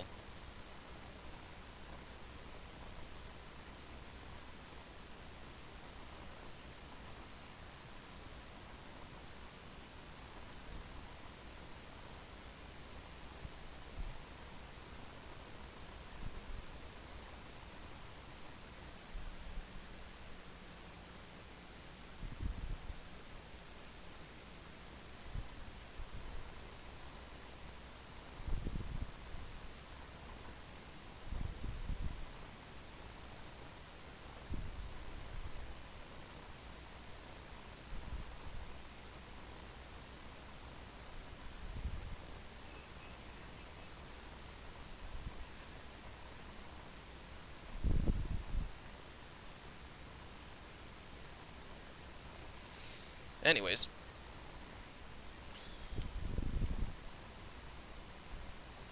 Yeah. No, I mean, it's probably going to be someone that changes that. Hey, Toby.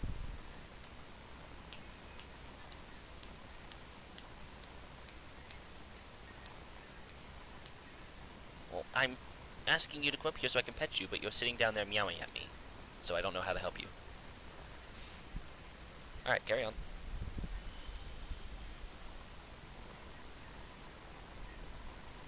Yeah, I mean, like I said, I'm not gonna freak out or, you know, be an ass from the start, but basically if it comes down to it, it will become private if necessary. I'm probably again going to eat my words, but, you know, I ain't got really nothing going on, and there's not really a lot of riffraff on this channel. But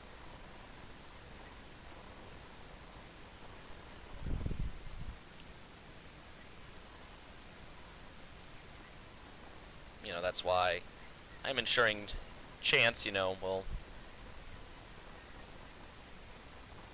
you know, if he so chooses to accept, because I know he has other stuff going on. But he has a pretty good eye and a low tolerance for nonsense and bullshit and shit posters. So, so I imagine, you know, having him as a moderator of sorts, he's gonna make sure that stuff doesn't really get going at all. So,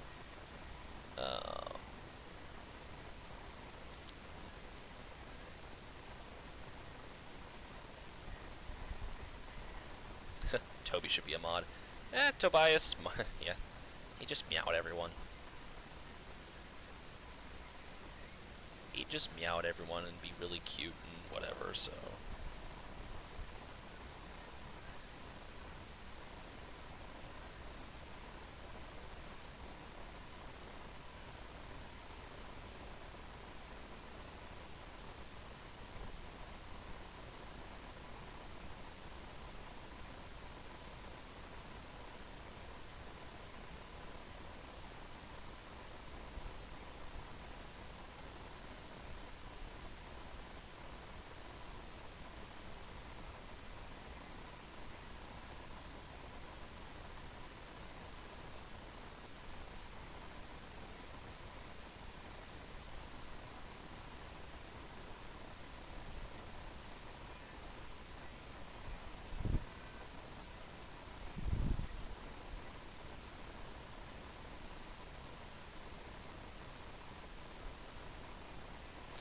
Sorry. People, as I said, they just know I'm live streaming or something, so they all feel obligated to message me.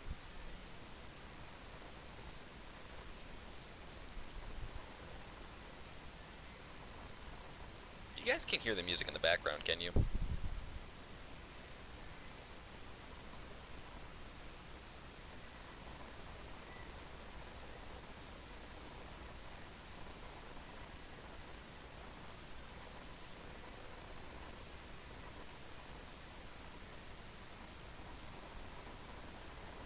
Okay.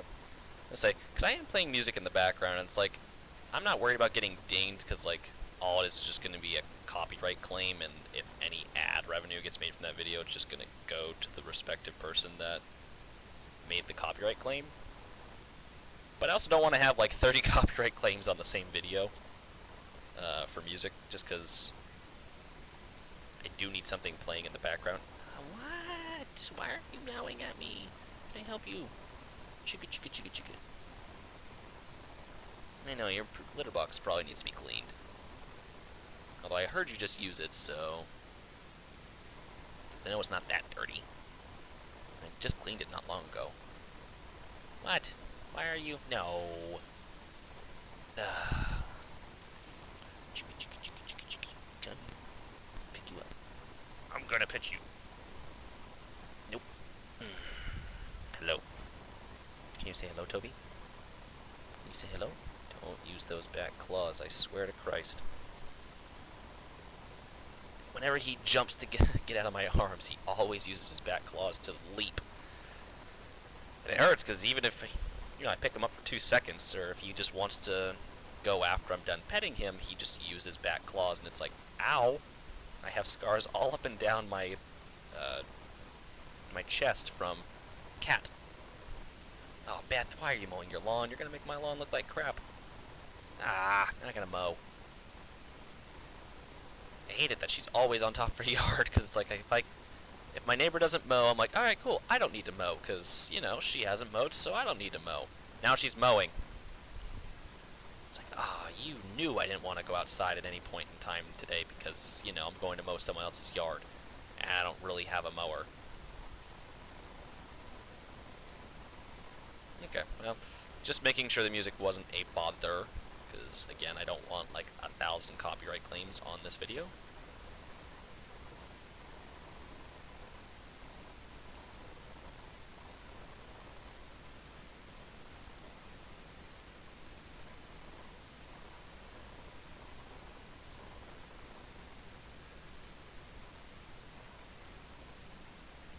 Right over the rail, that's not good.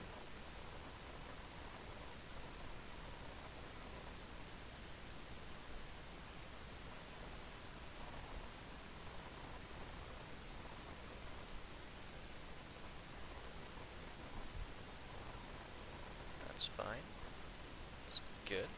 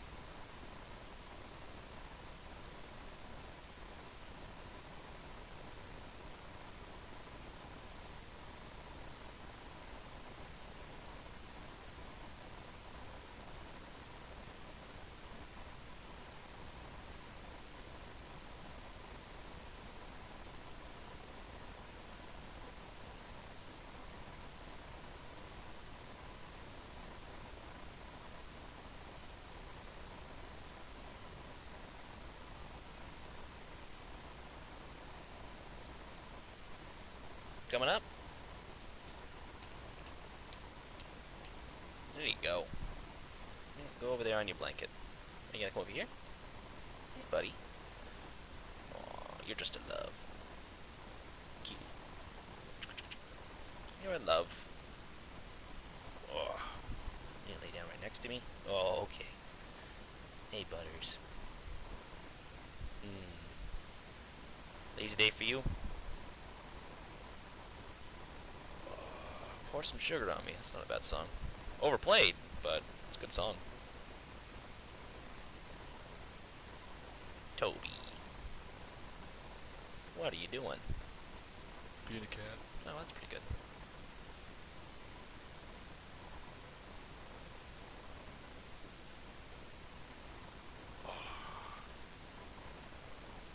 As long as I pet you, you have no problems. You have no problems. But I have problems because your fur's all leaving your body there, kid. You're losing all your fur. You're shedding like crazy, dude. Must be summertime, eh?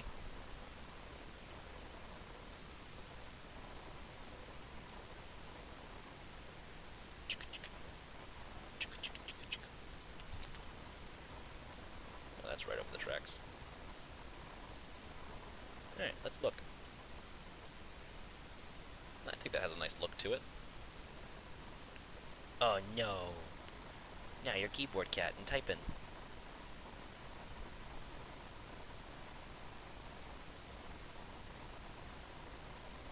Yep, there goes my cat.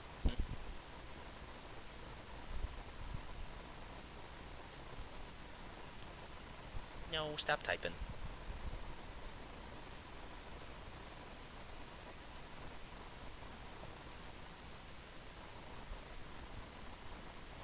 Oh, Toby.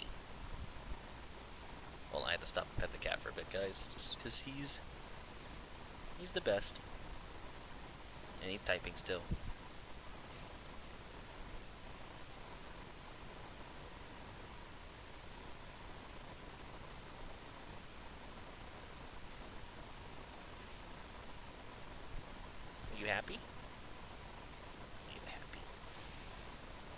You're happy.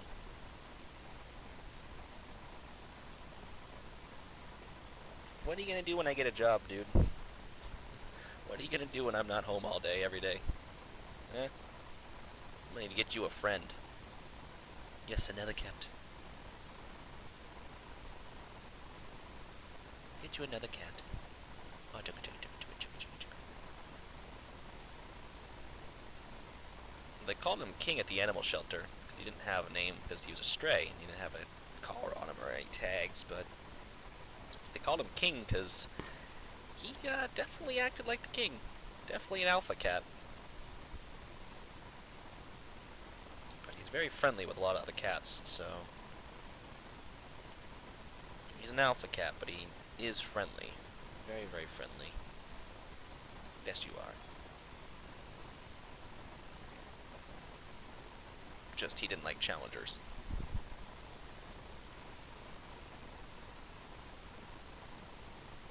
He's a good king. Jaden Cat Part 2 Electric Boogaloo. No, no electric boogaloo. Nothing electric here. Just loves for the cat. I get to pet him, he gets to purr, he makes biscuits on blanket. It's love. It's what makes a Subaru a Subaru. Okay, Tobes. I can get back to route building. Mwah.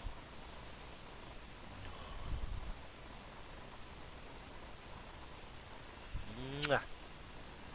You good? Alright, you be good. Mwah. Alright. So now that I'm done liking my cat. I mean, I still like him. I'm still petting him with one arm. But, now that we're done with that, so I mean, this looks pretty good, I think.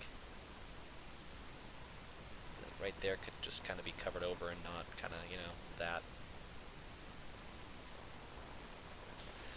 Probably cover this side of the yard.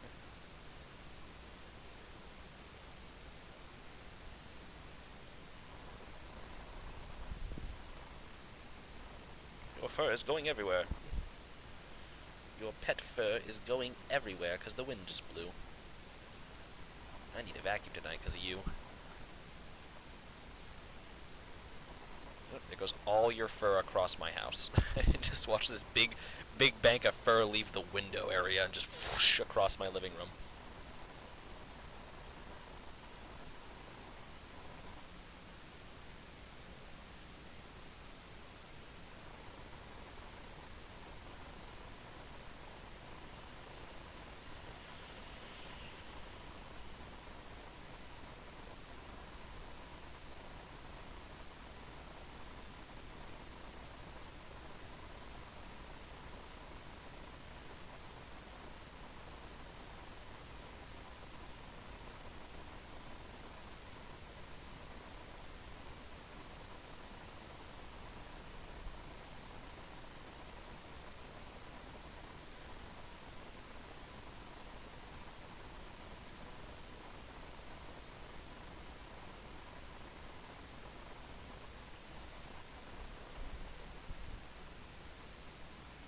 Alright, anyways.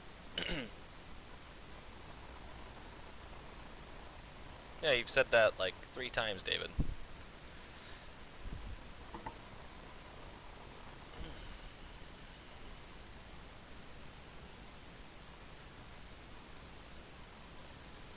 Alright, I should probably put a crossing down or something. Now, it's probably not going to be a lighted crossing. Toby. Chicka, chicka, chicka.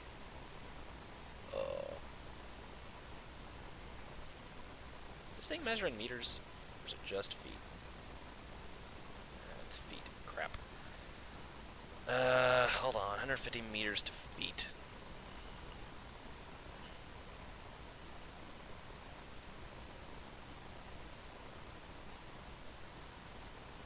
It's 492 feet. So I gotta do TRC. Alright, so about to here. So about to the switch for the crossing. Which is, it's not great, but it's not terrible, I guess.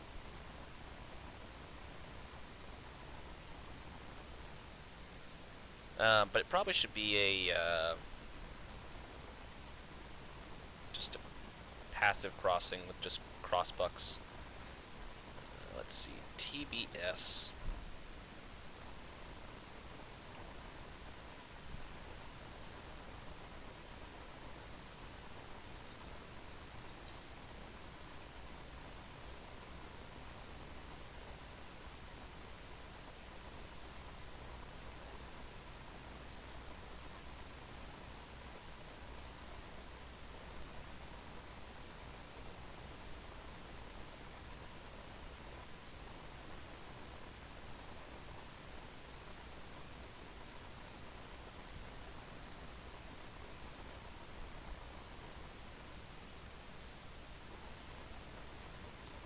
Alright, so crossbucks.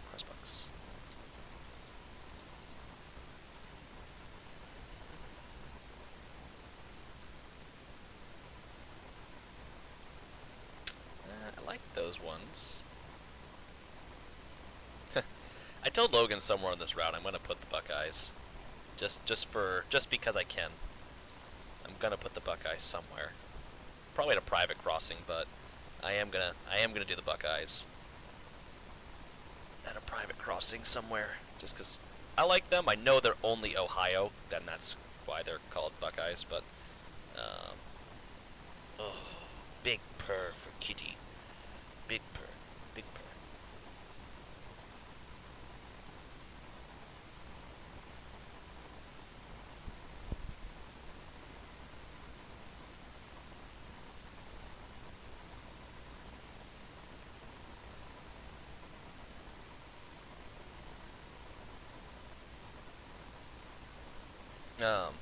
Like there's a few areas way up north that we cross that are pretty much people's driveways, so I imagine probably there would be a bad place. Like some rail fan maybe was able to get his hands on a Buckeye and picked it up for the end of his driveway. No, not a stop sign, should be at least a yield. I'm listening to Iran by Flock of Seagulls. I think a yield sign would be pretty good across this crossing, just because it is active as hell. So there, a modern crossbuck with a yield sign.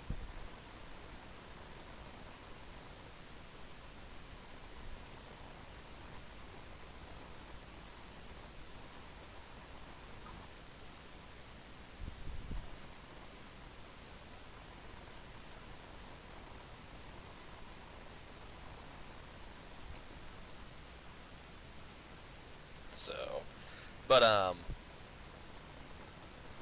see. So, I have the yield sign right here. Oh, that just scared my cat. Sorry, Tobes. It's Metallica.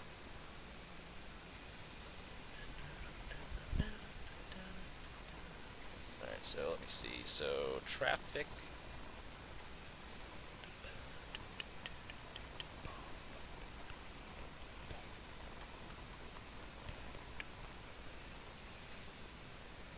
Just a little one, don't need a big one.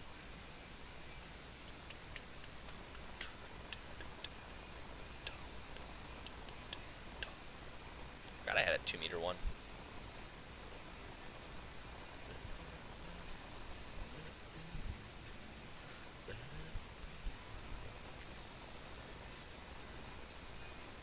It just stood there screaming.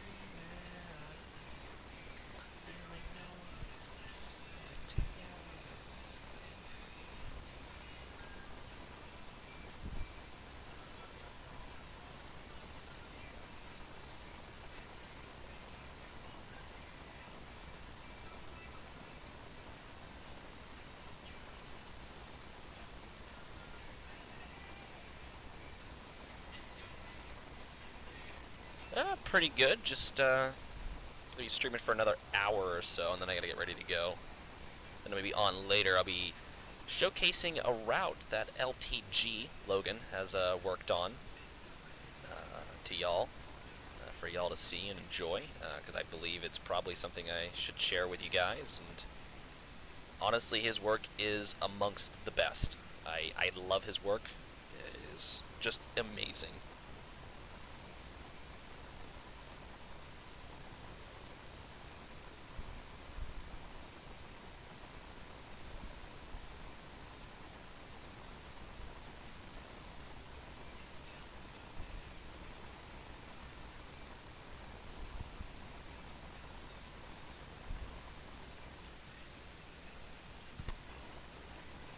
One man's fault is another's hell. These times are sent to Trainz. So there's that. This road does a doodly doot, which does not need to do doodly. And it needs to come down here. So get rid of these, and then we're gonna redo it because I said we are.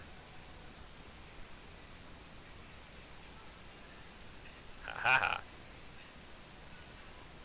No. Yes. Okay, fine.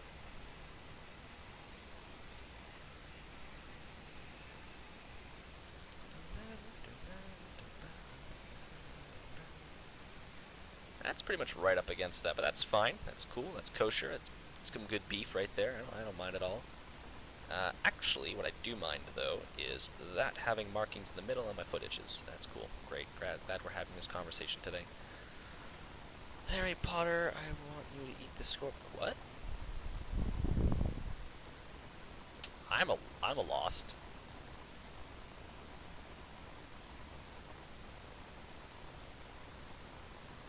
About as lost as they come usually, but I'm more particularly lost after that statement.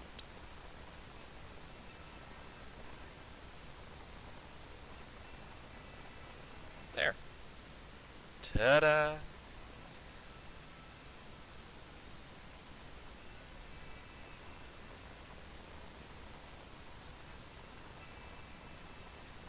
Yeah.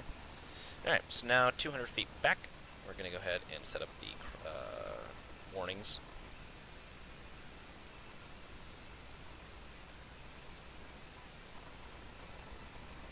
Sorry if you guys can hear the music. This is my favorite song by Metallica, My Friend of Misery. Alright, so 200, 100, 50, 40, 30, 20, 10. Most of you will not understand that reference.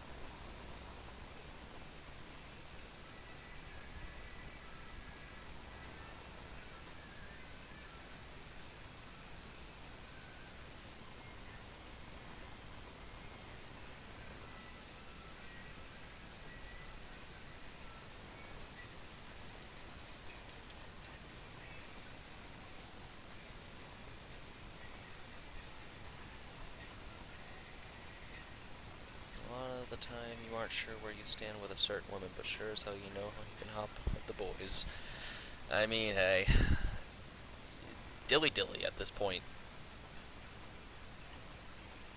Dilly. I'm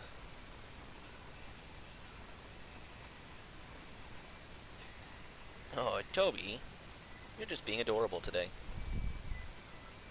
Being the cutest little cat ever to exist. Alright.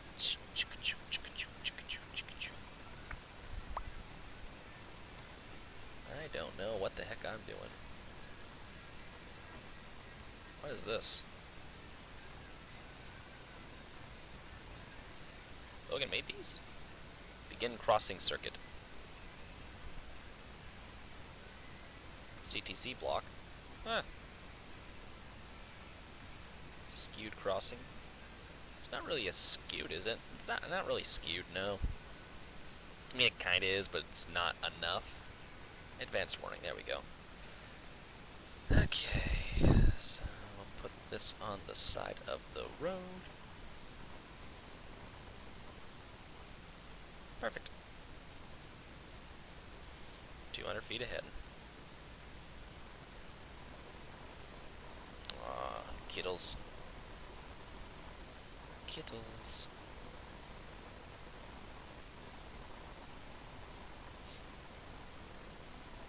What are you gonna do, Tobers? Besides be cute all day. You gotta do something productive there, Chief. You gotta do something productive. Besides getting fur on my pants.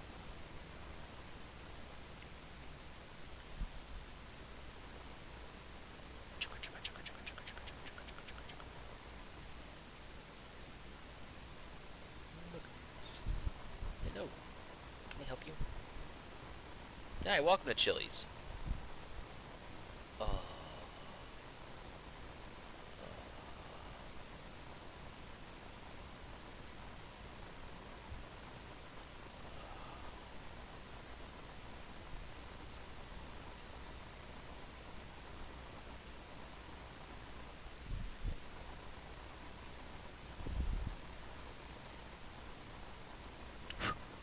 Yeah, fur.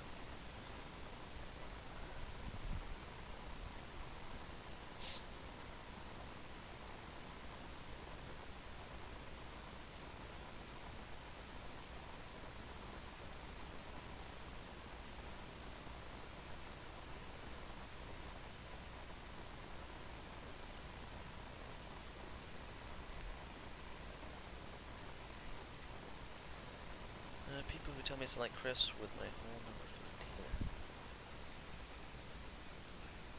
I'm gonna pretend I know what that means.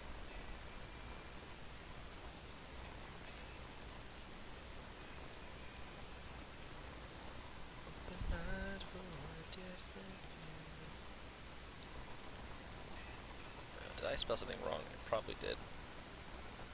Probably fat fingered a different button.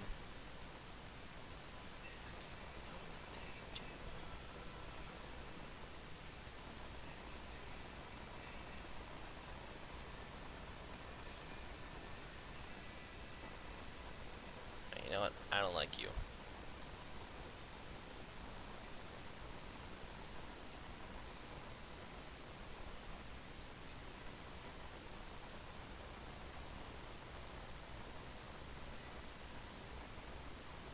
There.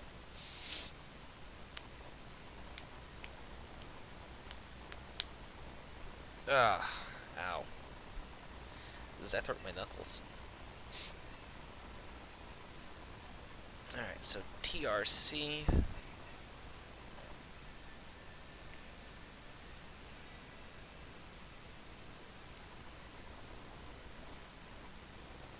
So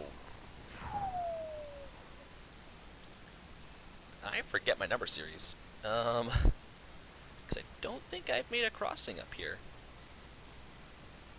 I think the closest crossing to here is gonna be Palmyra. Like, I'm almost for certain the closest crossing to here is Palmyra. Yes, right? Well, there's one. Oh, no. Well, yeah, this is Palmyra still. This is up on the hill, which never works, and I should just make it actually Atlas, because it deactivates when I'm going up the hill. This is 807, so it's quite a considerable distance away, so I'm probably going to start the... Oh, hello, Tobes. Probably going to start the 900 series up here in Scow and Norwich Walk. So I'm going to start a 900 series up here. So this will be 900. So 901. And we'll just go... Wait, I can go 50 meters. Never cared for games they played.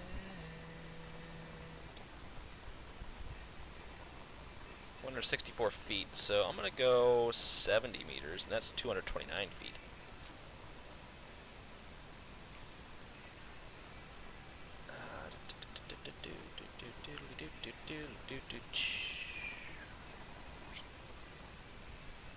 I mean, it's not going to matter anyways, because it's a flagged crossing. So, honestly, I should just do 50 meters on all sides. Then we get to jump into Trainz and test it real quick. So 901. Can I have you, please? Thank you. Nope, I don't want that. I want this. Thank you. 902.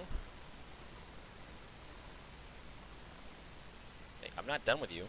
Oh, apparently I am. Eh.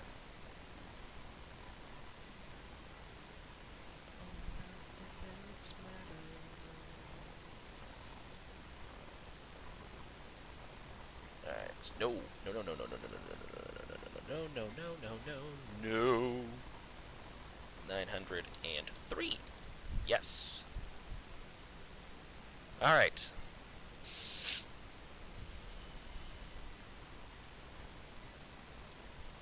We shall drive the trains. Oh, fuck. Okay. Do not save the session.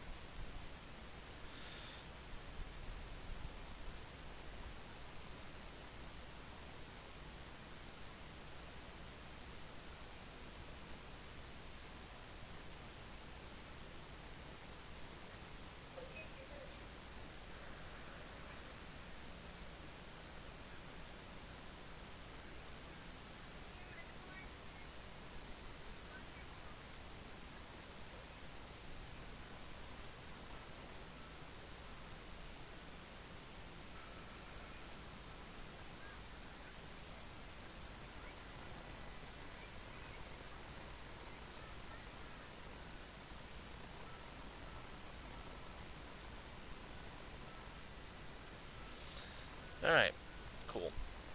Let's just jump in real quick and, yeah. Pet my cat a little bit while we're waiting.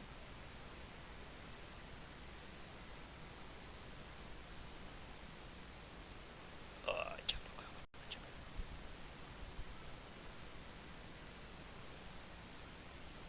That's a good cat. Alright, so, yep, cool, whatever. Screw off. I don't know why you were over there. I'm gonna go over to here, though. And we're gonna go to Norwich Walk, which is down here. And just for the hell of it. Apparently I'm in map mode.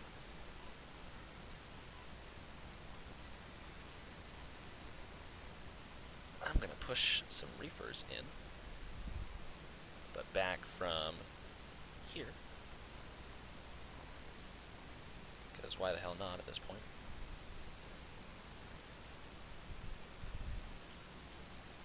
And I'll get a Carrabasett GP38, because again, also why not? I'll spell Carrabasett wrong.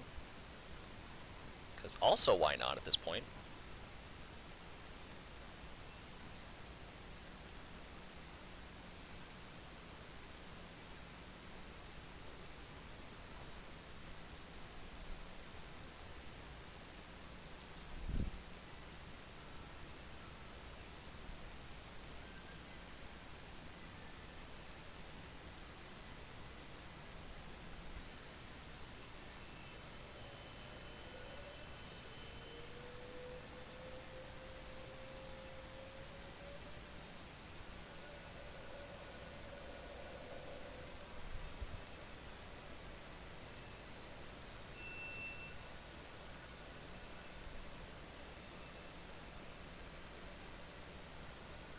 Pretty detailed cab.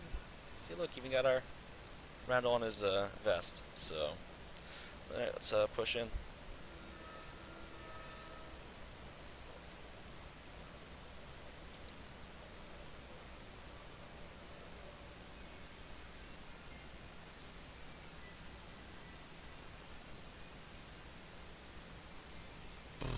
Your cat.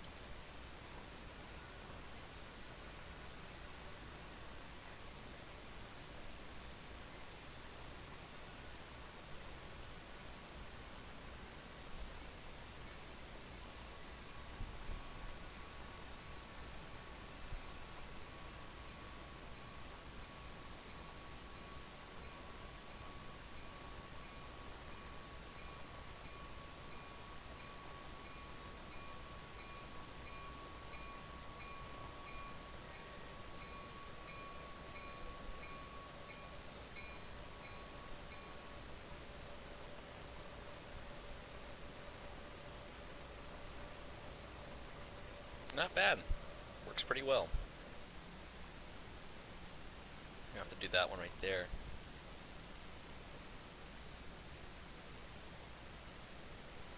But yeah, it worked pretty well. So, all right, so that works. We will not save that.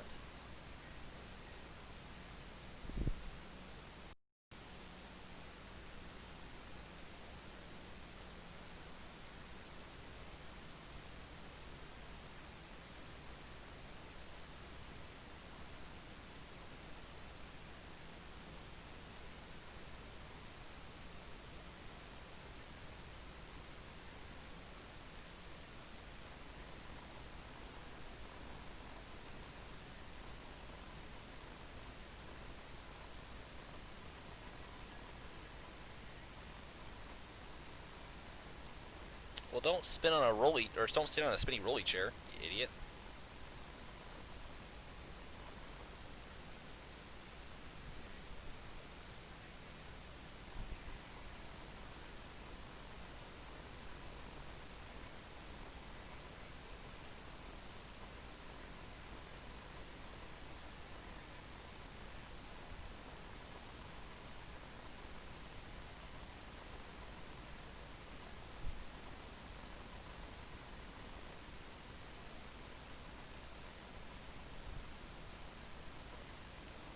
Alright, so that is our passive crossing. That will be a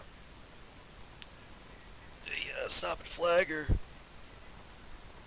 be a flagged crossing, so that will be kind of the thing, or, you know, no traffic coming if you really want to roll it, but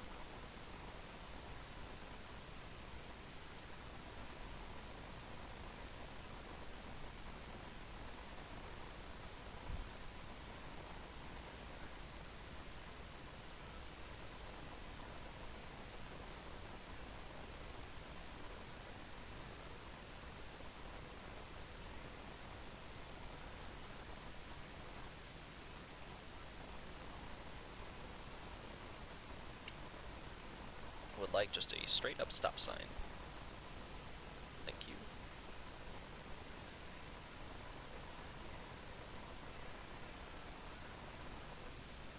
Alright.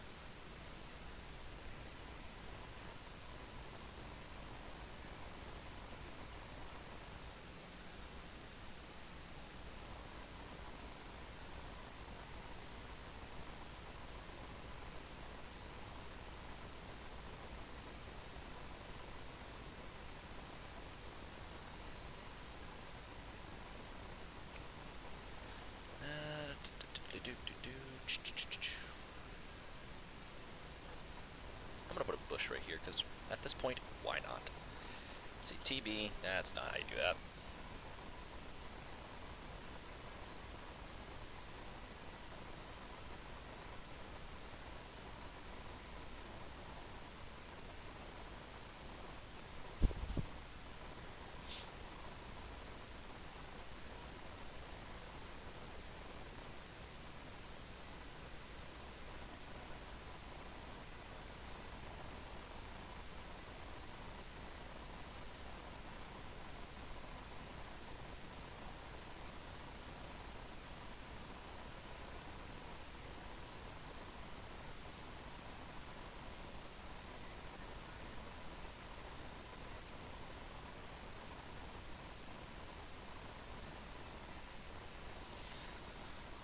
That's all I have. Okay, I don't think I died. You don't think you died? What is not thinking you died? Because I think that would be pretty obvious to tell if you did or did not.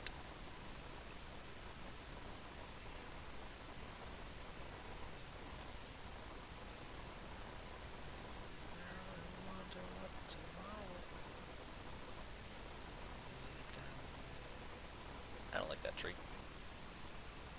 don't like this bush either. Well, it has to be said that now we shall plant grass. And on the 5th day he said, let there be grass, and there was. Ooh, that's some tall grass.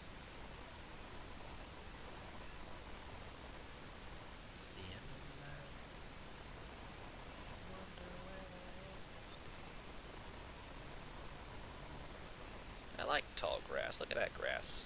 It's rather pleasing, actually. I don't know if it fits right here, though. But I like that grass. I'm gonna put it over here. That's some nice grass. But I don't know if it would fit here, because that's probably grass you'd see out in the middle of a field, though. So I'm gonna keep that grass. I'm just gonna place it like over here, just so I remember it. Grass.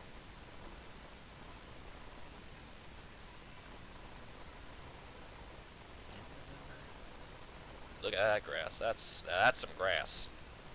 I feel like that would probably belong in a ditch, though, because that looks like rich grass. I need, like, scraggly tall grass. Like grass or something. That's cattails. Speaking of cattails, cattail. Okay. Let's, how about you? Nope, that's more grass that belongs probably in a ditch. Oh, oh, oh, oh, oh, oh. We're getting... Oh, no. No. They had me. You know, I'm not gonna... no. Not gonna lie, they had me in the first half there for like a hot minute. Oh, we're getting somewhere, folks. Oh, Jesus, we're getting somewhere. Oh, Mary, Mother, and Joseph. Yep, I mean, you know what? It doesn't get any better than this, honestly. It just... We've reached the pinnacle. No,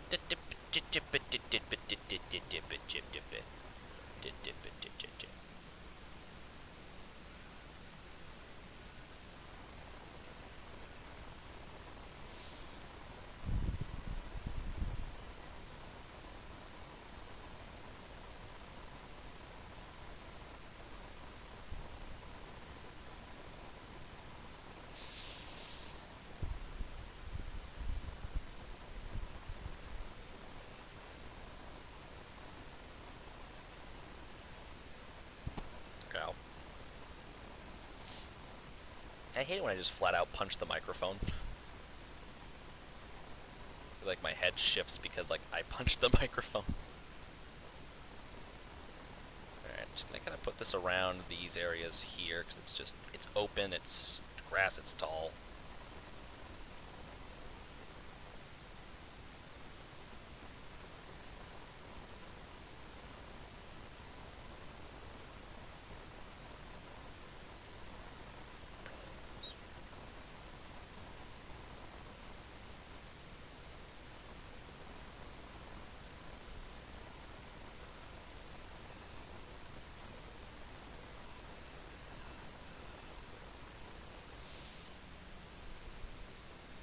I don't really know what's going to be in this field, though. Like, I could just put that tall grass there. It could just be a grass field. The tall grass row that I liked, that I said I was going to save for some large field.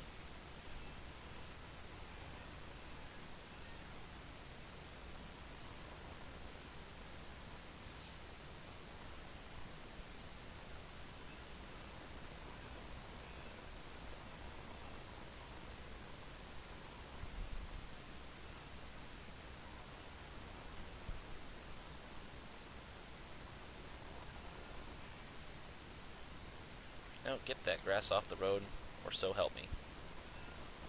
This is really the most riveting part of you know, route creation is grass. It's really makes you really enjoy what you do sometime.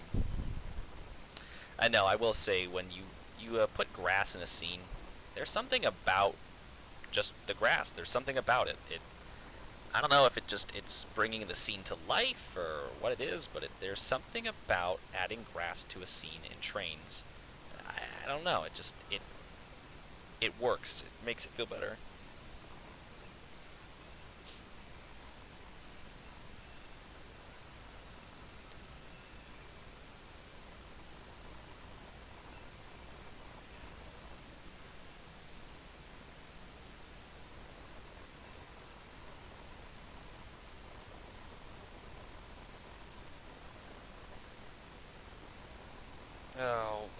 Give me 1 second, guys. My sister's calling.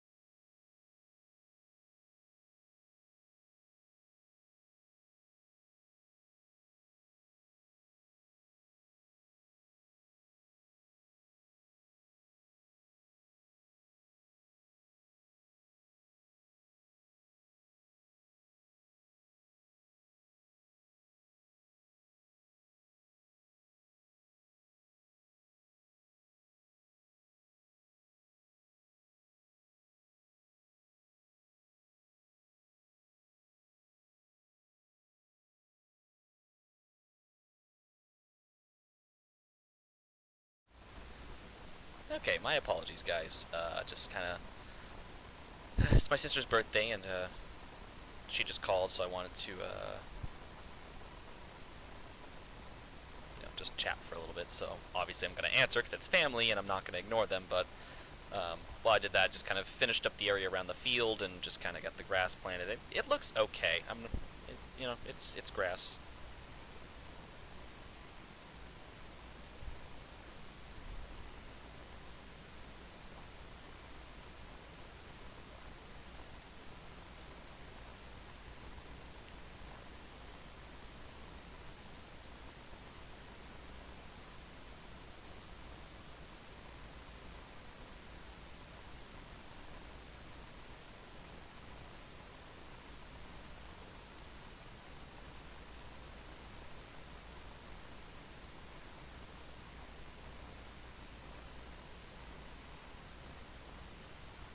Anyways, so hey Avery. Um, so I just can't find anything good to go here. So I don't know. I'm probably not going to put anything here just because there's really nothing that I can find that could go there. Like that doesn't make a whole lot of sense. A poplar tree. I think I'm just going to leave it straight up grass, and then I'm just going to call it there. So that should be fine. I need to get some bushes in here, so let's go bush.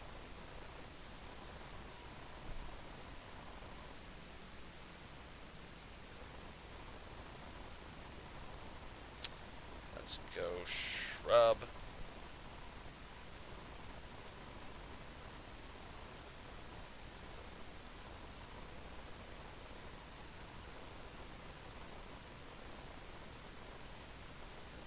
Alright, so there's that. Get some good undergrowth going here in the woods. It's very important in Maine, especially. Anywhere for that matter too, but especially in Maine, growing up here, the woods are absolutely the undergrowth and the brush, and it's just ridiculous out here. Like, I went down out back over the winter,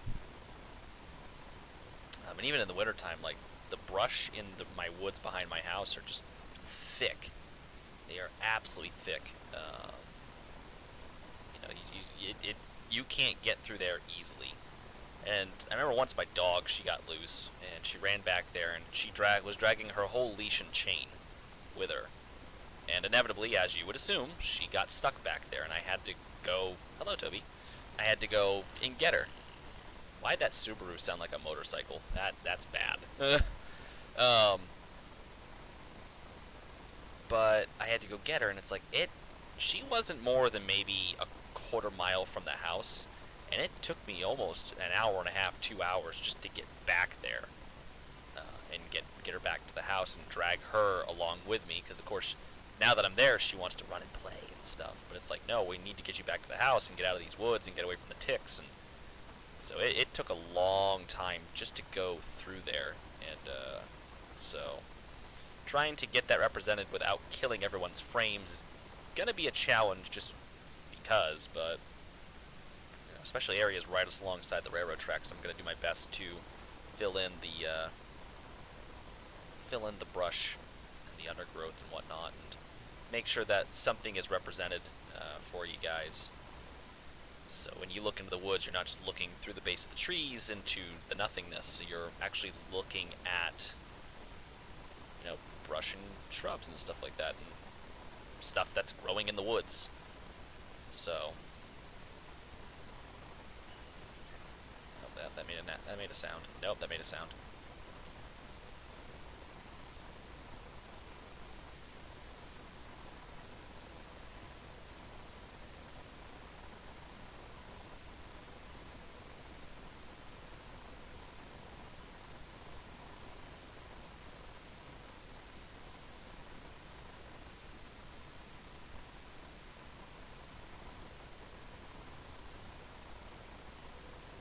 Ah, there we go. I was like, where's that big brush that I always have?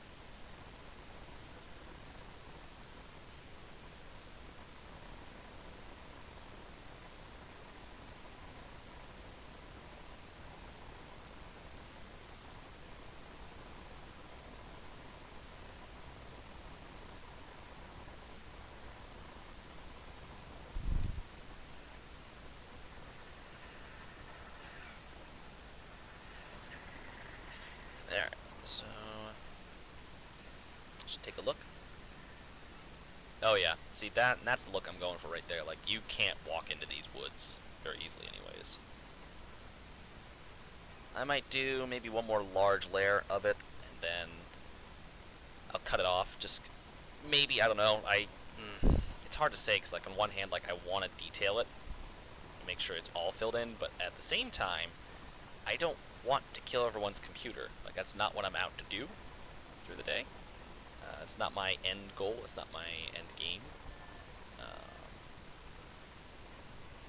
You know, I would like this to be able to run on most everyone's computers, but, you know, hey, dilly dilly, I guess.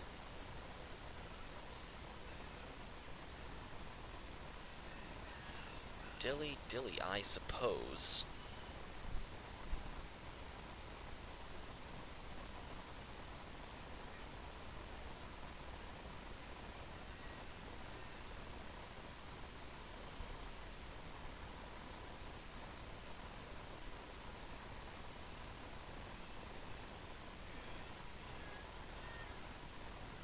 Yeah, I said hello, Avery, and you didn't say hello back, so, like, I see how it is.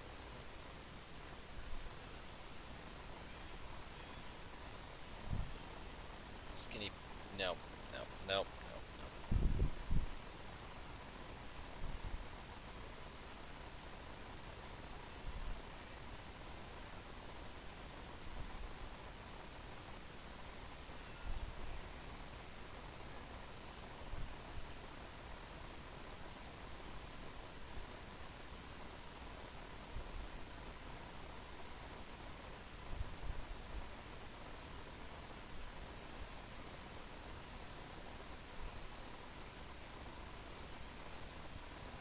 And going back to my train. Okay.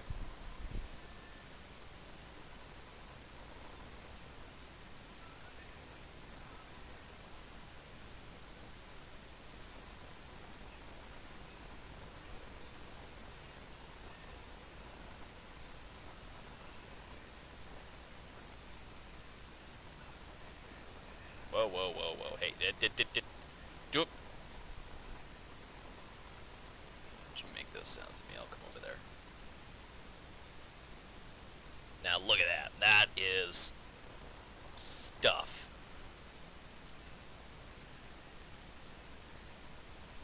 I am muy pleased with that.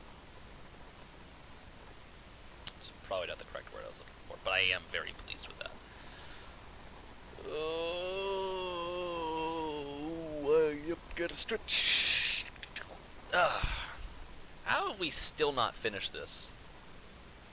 I mean, it's coming along, though, which is good. Like, I haven't even set up the industry yet. Which actually I should probably do. Alright. So let's go ahead and set up this industry real quick and then connect it up. So, Q's is le milk. So we need to intake... Oh, God.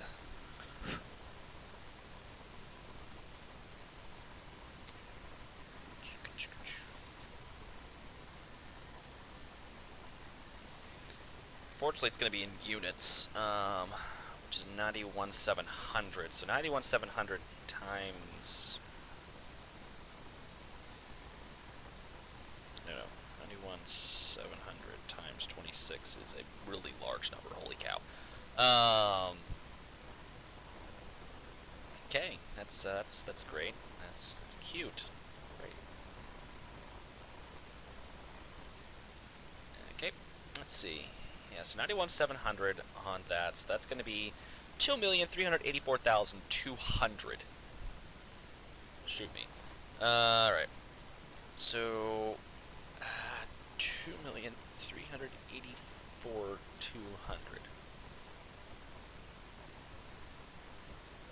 Okay, that's how much it's just consuming. So it's going to unload, and it's just going to consume it. Products needs to be... Wait, I can set it for... Oh, I can't set it for gallons. Oh, you... Carrabasett.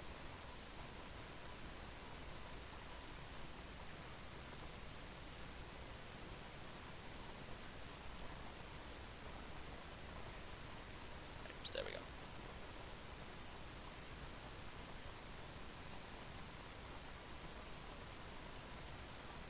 Alright, so over the course of a week, which I think is 84. Oh no, what's the course of 1 week? How many seconds in a week?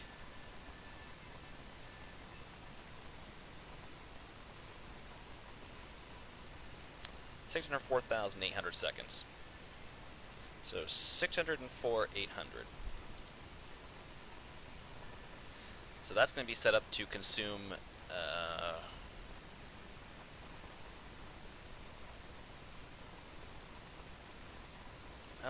How much did I say?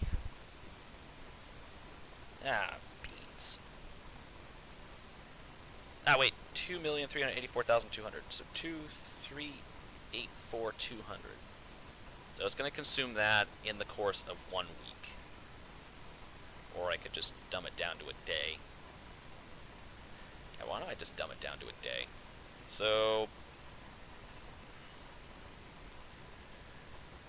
26 divided by 7 is...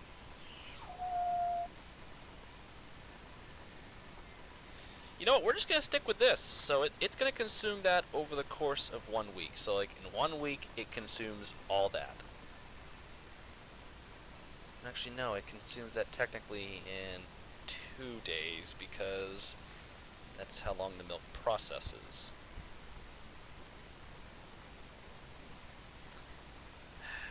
Sean, get your ass in here.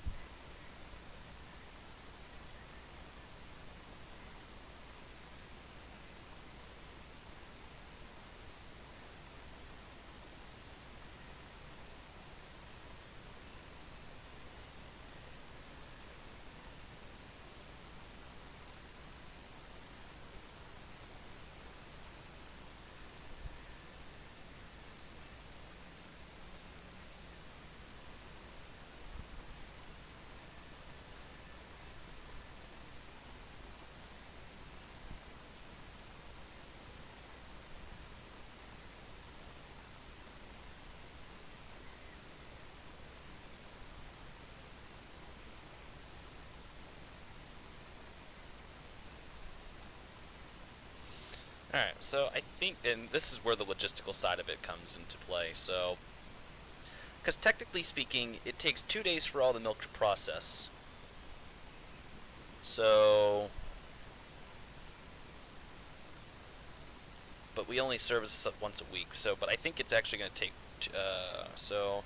I'm going to take 2,384,200.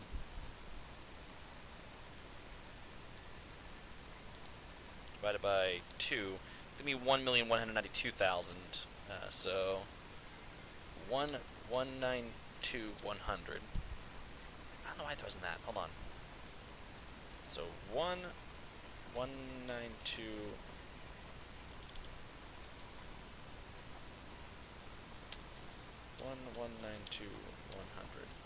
Yeah, fuck it. So, and that's going to happen over the course of a day. So it takes about, so it takes about 2 days for it to actually get down. So it's going to be 86,400 seconds. So it takes that long to consume all that milk. So, but this is Mofka Norwich Walk Dairy Processing Facility tank shed. So there's that, and now we're going to go ahead and splice the track.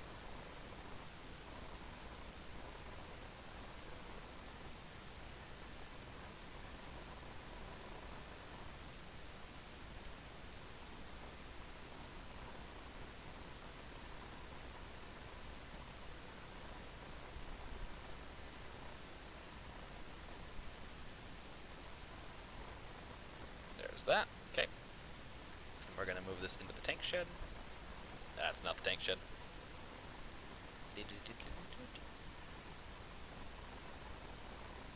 There. So now that will consume the products, which I still need to detail the tank shed and get actually, you know, some stuff in there. Now for this, however, this is going to be a little interesting. So, multi, although Sean hasn't made the technical product yet.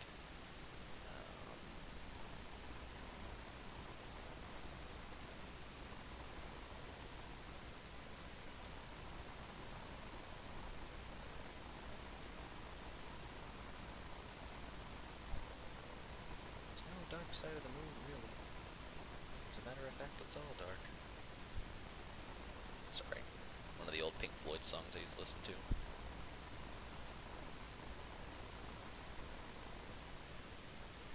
So I'm at least going to plot these down for now and get those at least set up. I could configure it to where it just loads the milk accordingly, but I think I'm going to wait for Sean, because Sean said he's going to make a industry.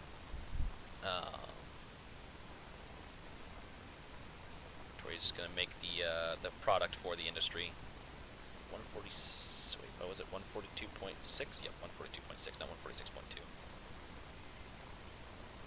All right, perfect.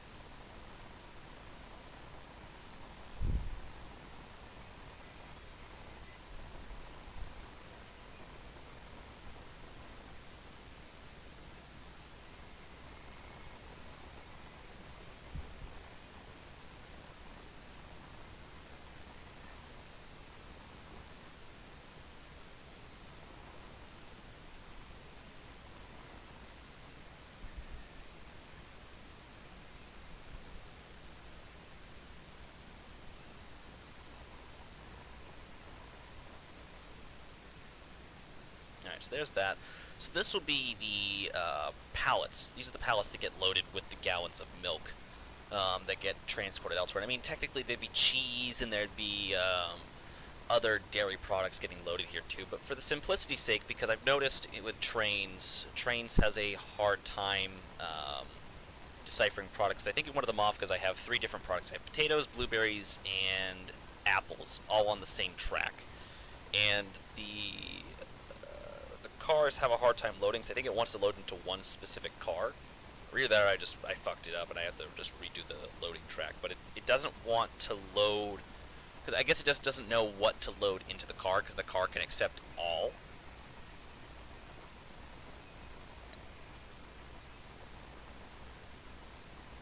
And it doesn't like load one before the other.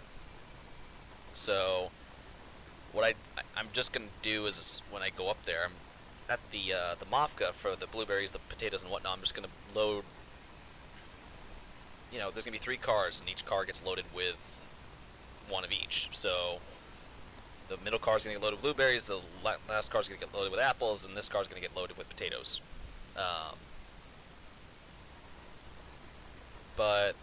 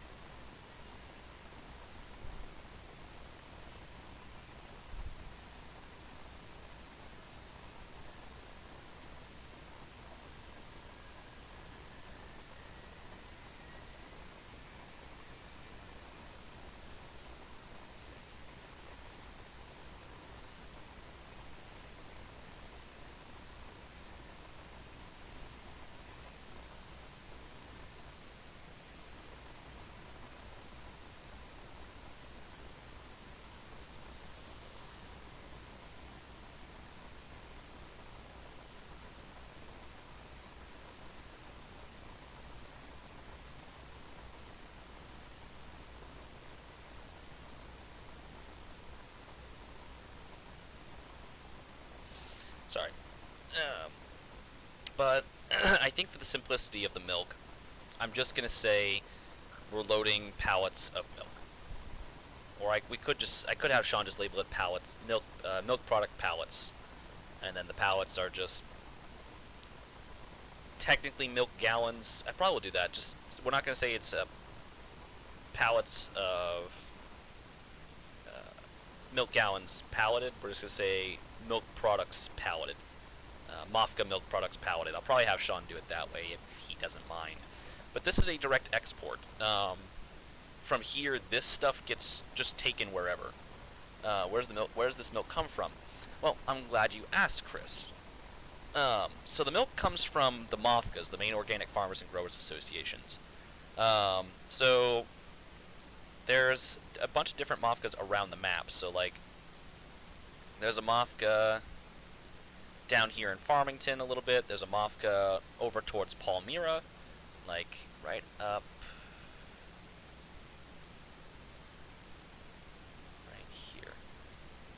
So this facility right here. So this track right here loads the milk tank cars. Sounds like the Mafia, but with extra letters and steps. It is. But this right here, this is the Mafga. So on this track right here loads milk. And milk is stored in these tanks and is cooled until they are loaded into the cars. And this is also where, like I said, this is the track that's loading,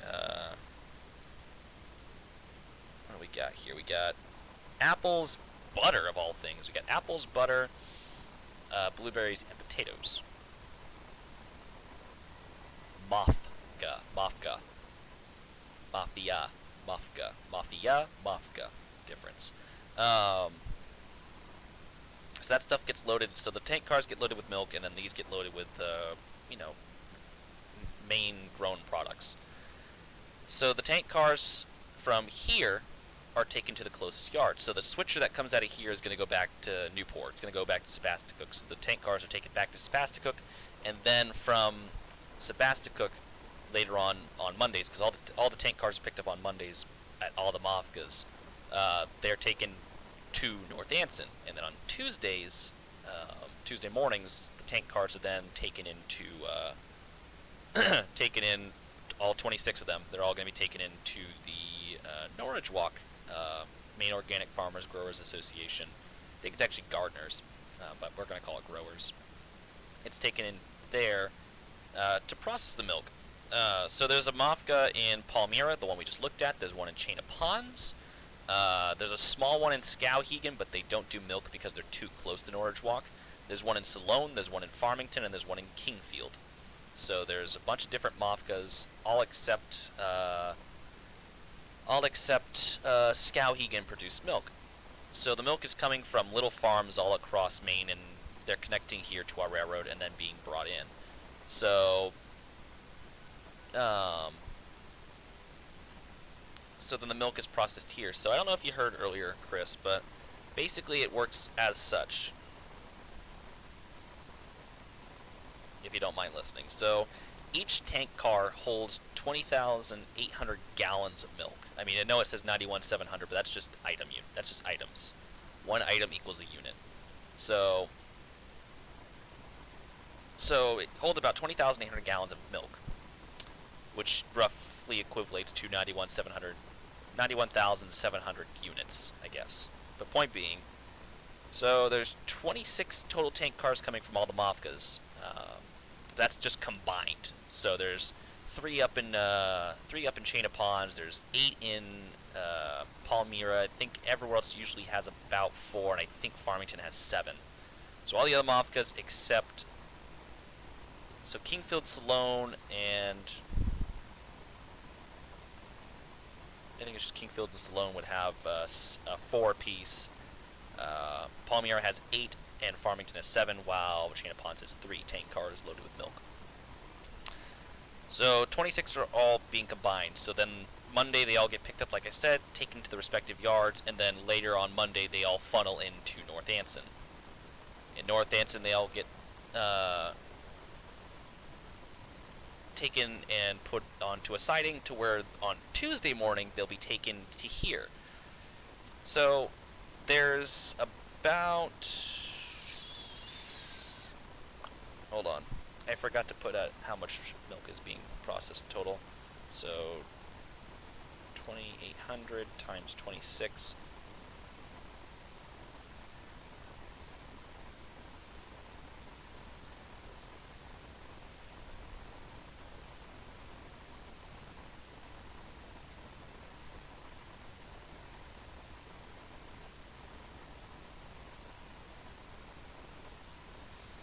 So there's about, sorry, I had to just update my note. There's about 540,800 gallons of milk total coming to this facility. Now, this facility doesn't just process the milk and then bottle it. It also creates other products, depending on the order and whatnot. So they do cheese and yogurts and all sorts of other things that you use milk for. So, and that all goes on in here as well, and other parts of the facility as well. But point being, so I guesstimated about a third of that goes towards other milk products. So about 180,270 gallons of milk is going towards other milk products, leaving about 360,530 gallons of milk. Now, this isn't just entirely a rail serve facility. There are trucks that get sent out of here.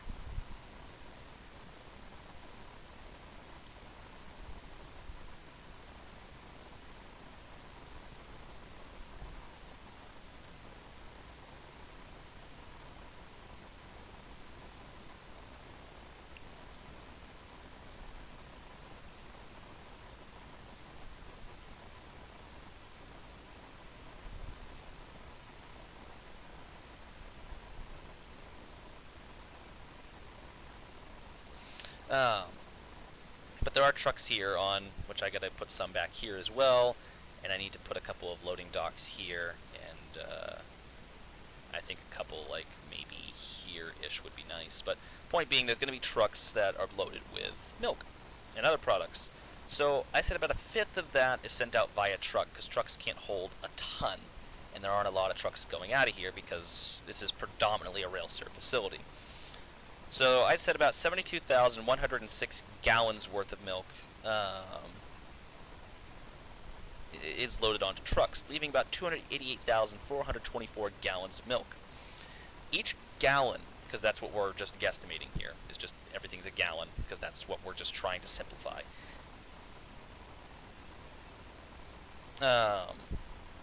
Each gallon is loaded onto a pallet, and Sean took the circumference, or the space within inside the 57-foot reefers, and then measure out the average pallet, and determined that each pallet can hold 16 gallons of milk apiece, being stacked at one high. So each pallet is only layered with 1 gallon of milk, and each pallet can hold 16 gallons. So that's a total of 18,026 pallets being loaded with gallons of milk.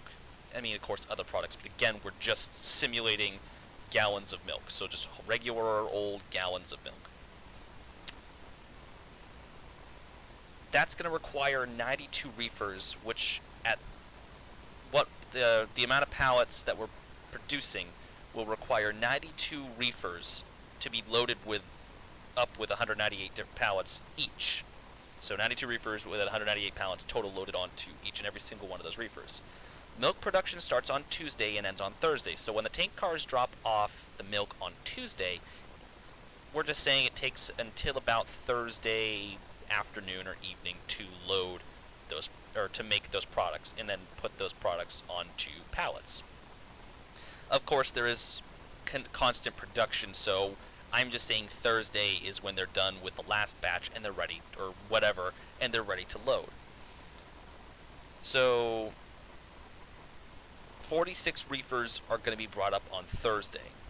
30 reefers we brought up on Saturday, along with 10 standard boxcars, which will be loaded with dry, non-refrigerated goods over here, like apples and blueberries and whatnot.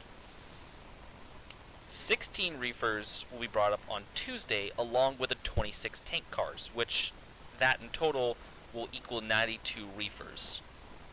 So, and then all those reefers get taken and exported wherever they go, and that's usually off the route, so they're going to Portland and whatnot and back. So, that's that. So there's only, so you service it 3 times a week, and, whatnot. I have to respond to a text.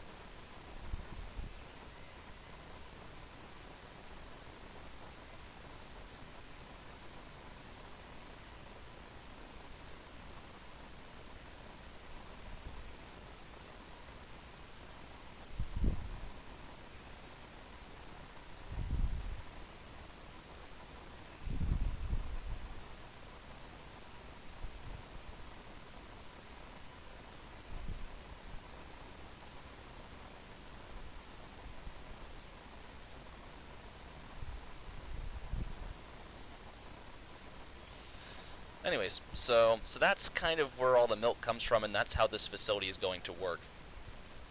So it's a lot to take in. It's a lot to look at.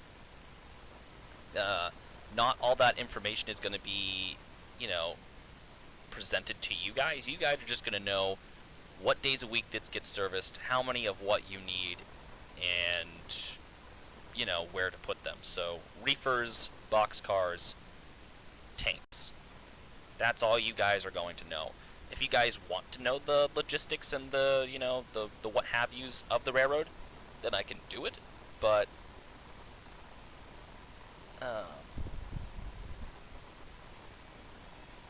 for simplicity's sake, I'm going to have to limit the amount of information I'm giving you guys, basically censor the media, because, you know, I want to make sure you guys only are being told what I'm telling you. But that's just how this industry works. That's just basically how things go and how things are going to be done, and, you know, that's what we do here.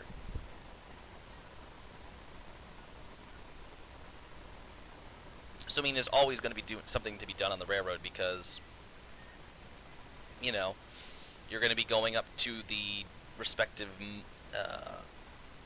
the Mafkas at the towns and servicing them. I mean, they only require servicing once a week in most places.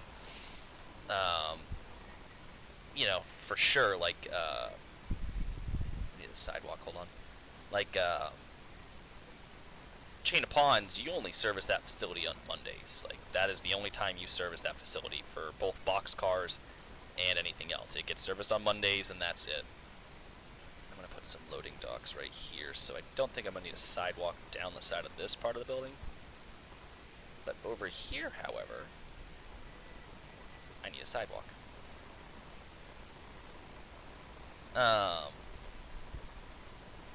So it only gets serviced once a week, and that's on Mondays, and that's for both boxcars and tank cars, only because it has little demand, because it's so far north. So it's only required that you service that facility once a week on Mondays for both tanks and boxcars. Other facilities will require more attention and care.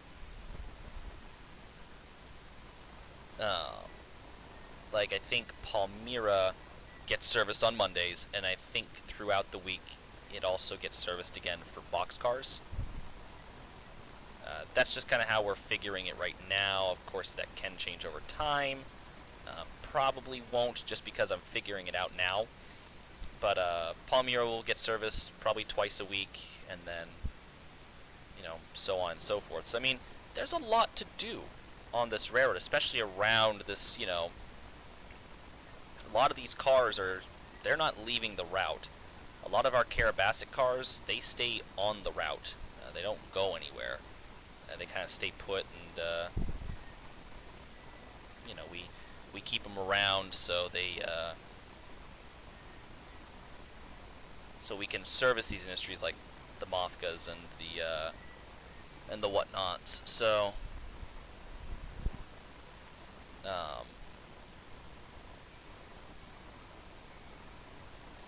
on. Oh, just threw my phone at myself. Text my aunt and see what time supper is.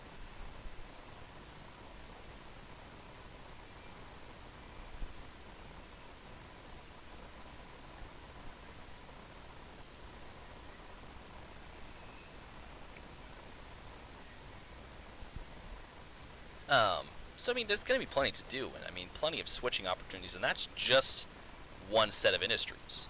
There's more industries than just that, so, I mean, it's going to be a lot of sending trains out and then trying to get them switched. So, I mean, you could send a train out to drive itself from, you know, Flagstaff to Kingfield to work the local, and while that train's running, you know, you can be down here switching this out, and then, you know, going somewhere else and doing something, you know, entirely different. I mean, there's a lot to do on this railroad, and that's kind of the, again, a big selling point for us, is that there is so much to do on this route, and there is so much to do on this railroad that, you know, the operational The operation is never going to end. I mean, there's always going to be something to do. It also kind of helps us skirt around kind of developing, I mean, we're going to have sessions and stuff like that, but it also helps us, you know, in making this playable is that, you know, especially with the document that we'll provide, you'll be able to know, like, hey, I could just sit here and drive in free mode, and there's always going to be something to do. You know, there's going to be stuff to do all week.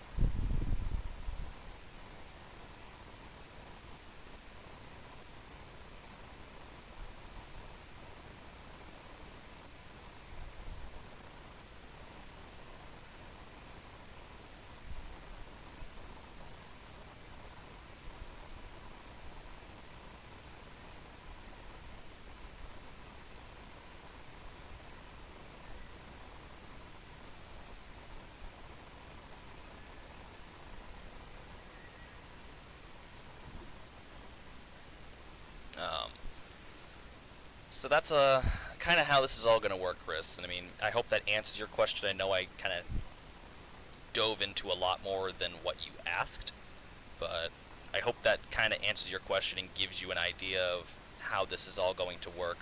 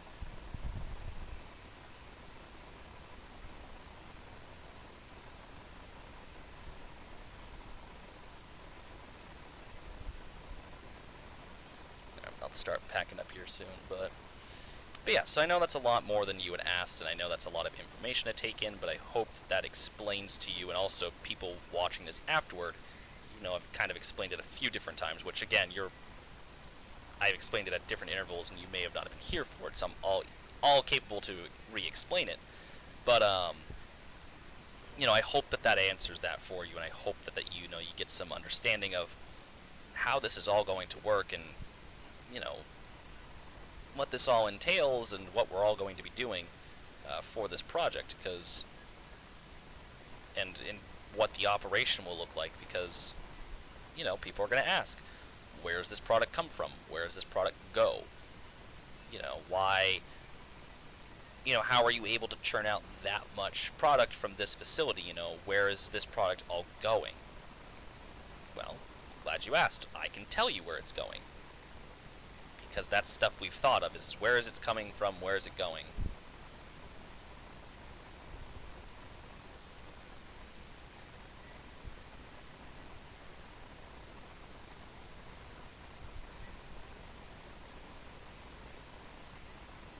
I was gonna make it, I'm like, nah, but then I thought about it, I'm like, someone's gonna make it. Someone's gonna make that joke.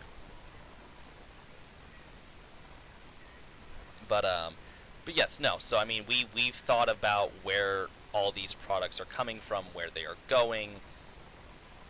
You know, that's something about Sean, that's what Sean and I are always thinking about, is we are trying to build this in the most realistic way possible, and that being said, is products need places to go. You know, that it doesn't make, and I guess it kind of comes from, you know, us and, you know, our past with, you know, routes that we've purchased, especially from like JR. It's like, you know, you load a product and then you interchange it, and you load a product and you interchange it. There's no real, like, there's no real playability to the route. Like, you can't just, it'd be cool if, like, some of the routes had stuff that you kept on route and that you kept supplying to a certain facility, The only really thing like you do on coal country is you load products, you load cars with coal, and then you take the coal and then. Glad it could be a disappointment. Hey, but you're my disappointment, so.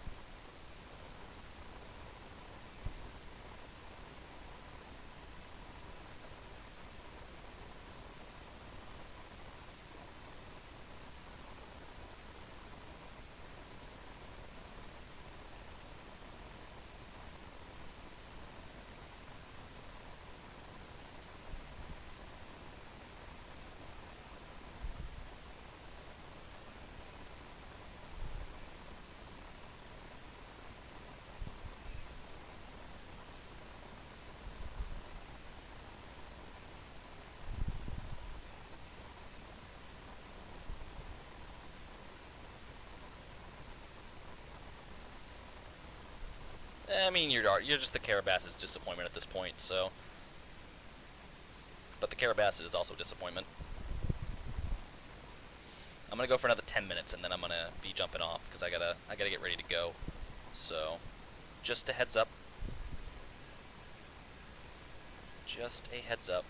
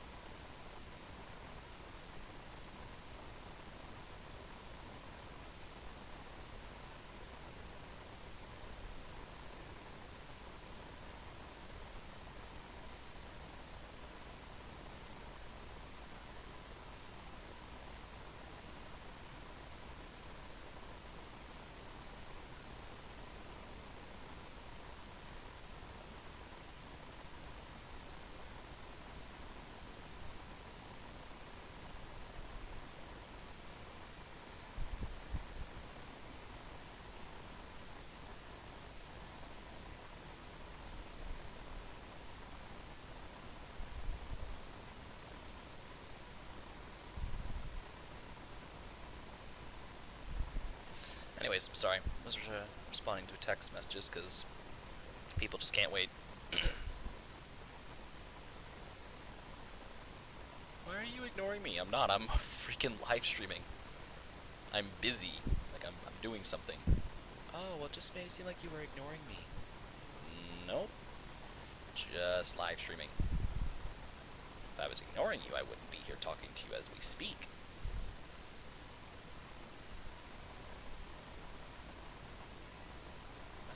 I just can't get away. Love this song.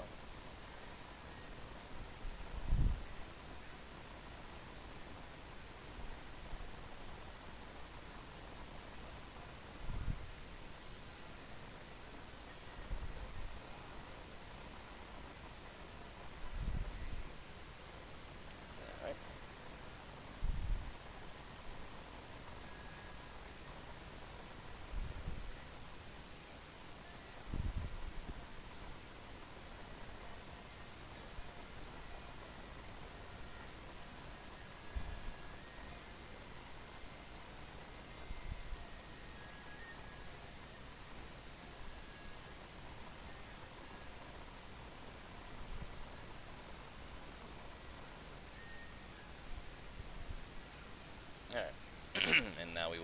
these doors. That way they're closer to trailers.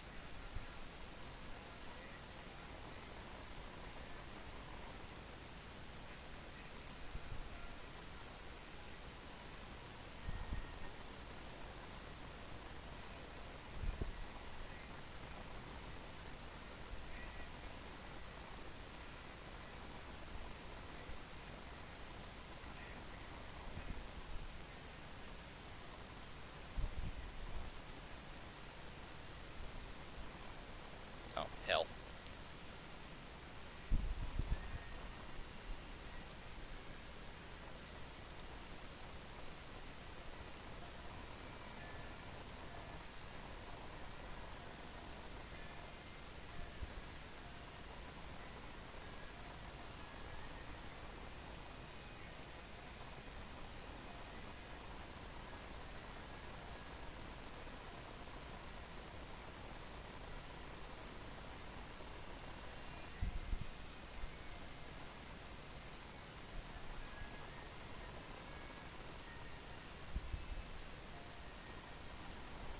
Alright, well, that should about do it for now.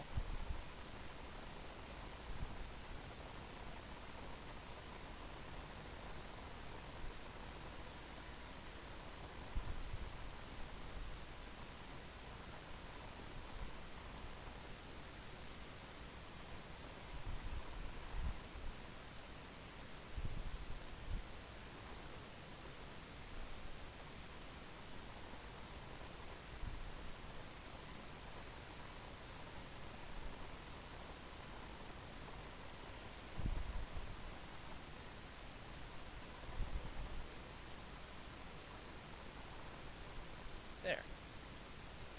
Get some reefers back here.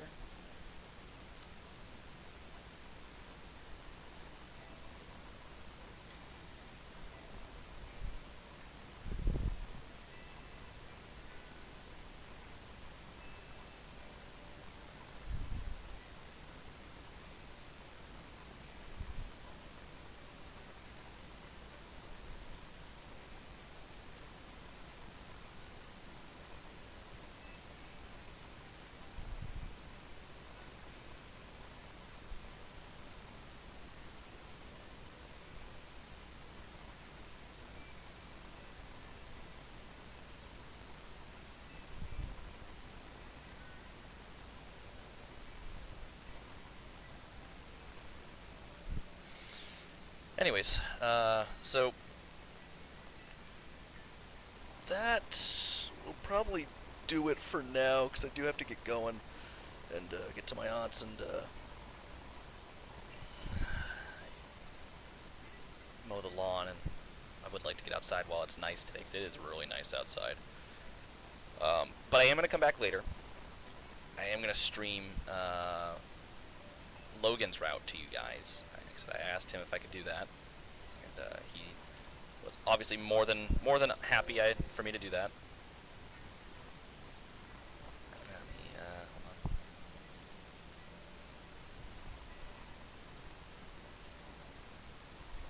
It's not a bad little scene right there. Let me zoom in on it.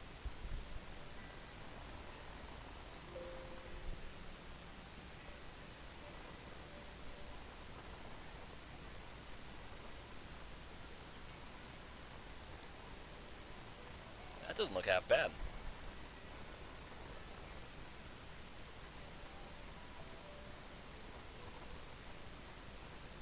Even the yard area looks pretty good. Of course, I still have to kind of put some grass in it and whatnot. And like that undergrowth looks good. Like, I can't see in there, and that's perfect. Are these bushes floating? Oh no, they're on the ground. It looked like they were floating. I'm like, oh great, now I have to go in and fix that.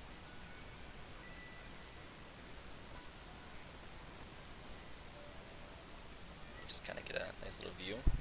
Oh, that's perfect. Look at that. Tucked in the main woods.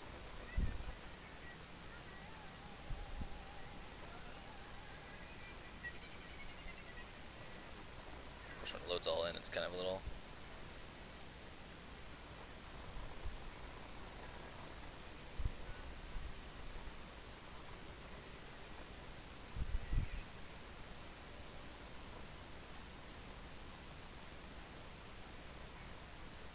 looks pretty good in my opinion.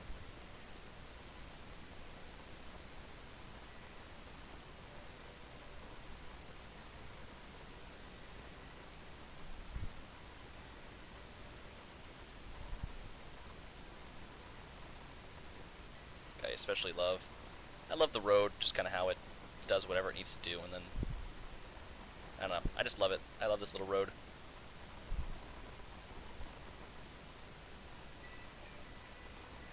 Just kind of jogs however it needs to jog, and I don't know. I like it. I still have to do, like I said, a couple of rail docks or trailer docks over there, and then I got these trailer docks over here, which are good. So actually, it's too close to the building. They are too close to the building. Fix those. Anyways, guys, so aside from me flying around and probably making you guys sick, as everything starts to despawn, but that will do it today. That is going to be all my work for right now. I do appreciate you guys for watching. Like I said, I will be on later to showcase Logan's route, if time permits. If not, I will definitely do it tomorrow in the evening. It just depends on what I have going tonight and whatnot. So, anyways, guys, so like I said, I appreciate you all for tuning in today on your Sunday afternoon. Hope you all have a good week. If you want to tune in later and view Logan's route, I think I will try to get Logan in here, and you guys can talk with him, and he can, talk to you guys about the route and all that he's done for it and built, and just whatnot, and maybe discuss things. Maybe I can get him into a Discord call while I live stream it. It won't be a long live stream, but it'll be long enough to showcase it all. But anyways, so that'll do it. Thank you all again for watching. Please comment, rate, subscribe, and I will talk to you guys in the next one. See ya.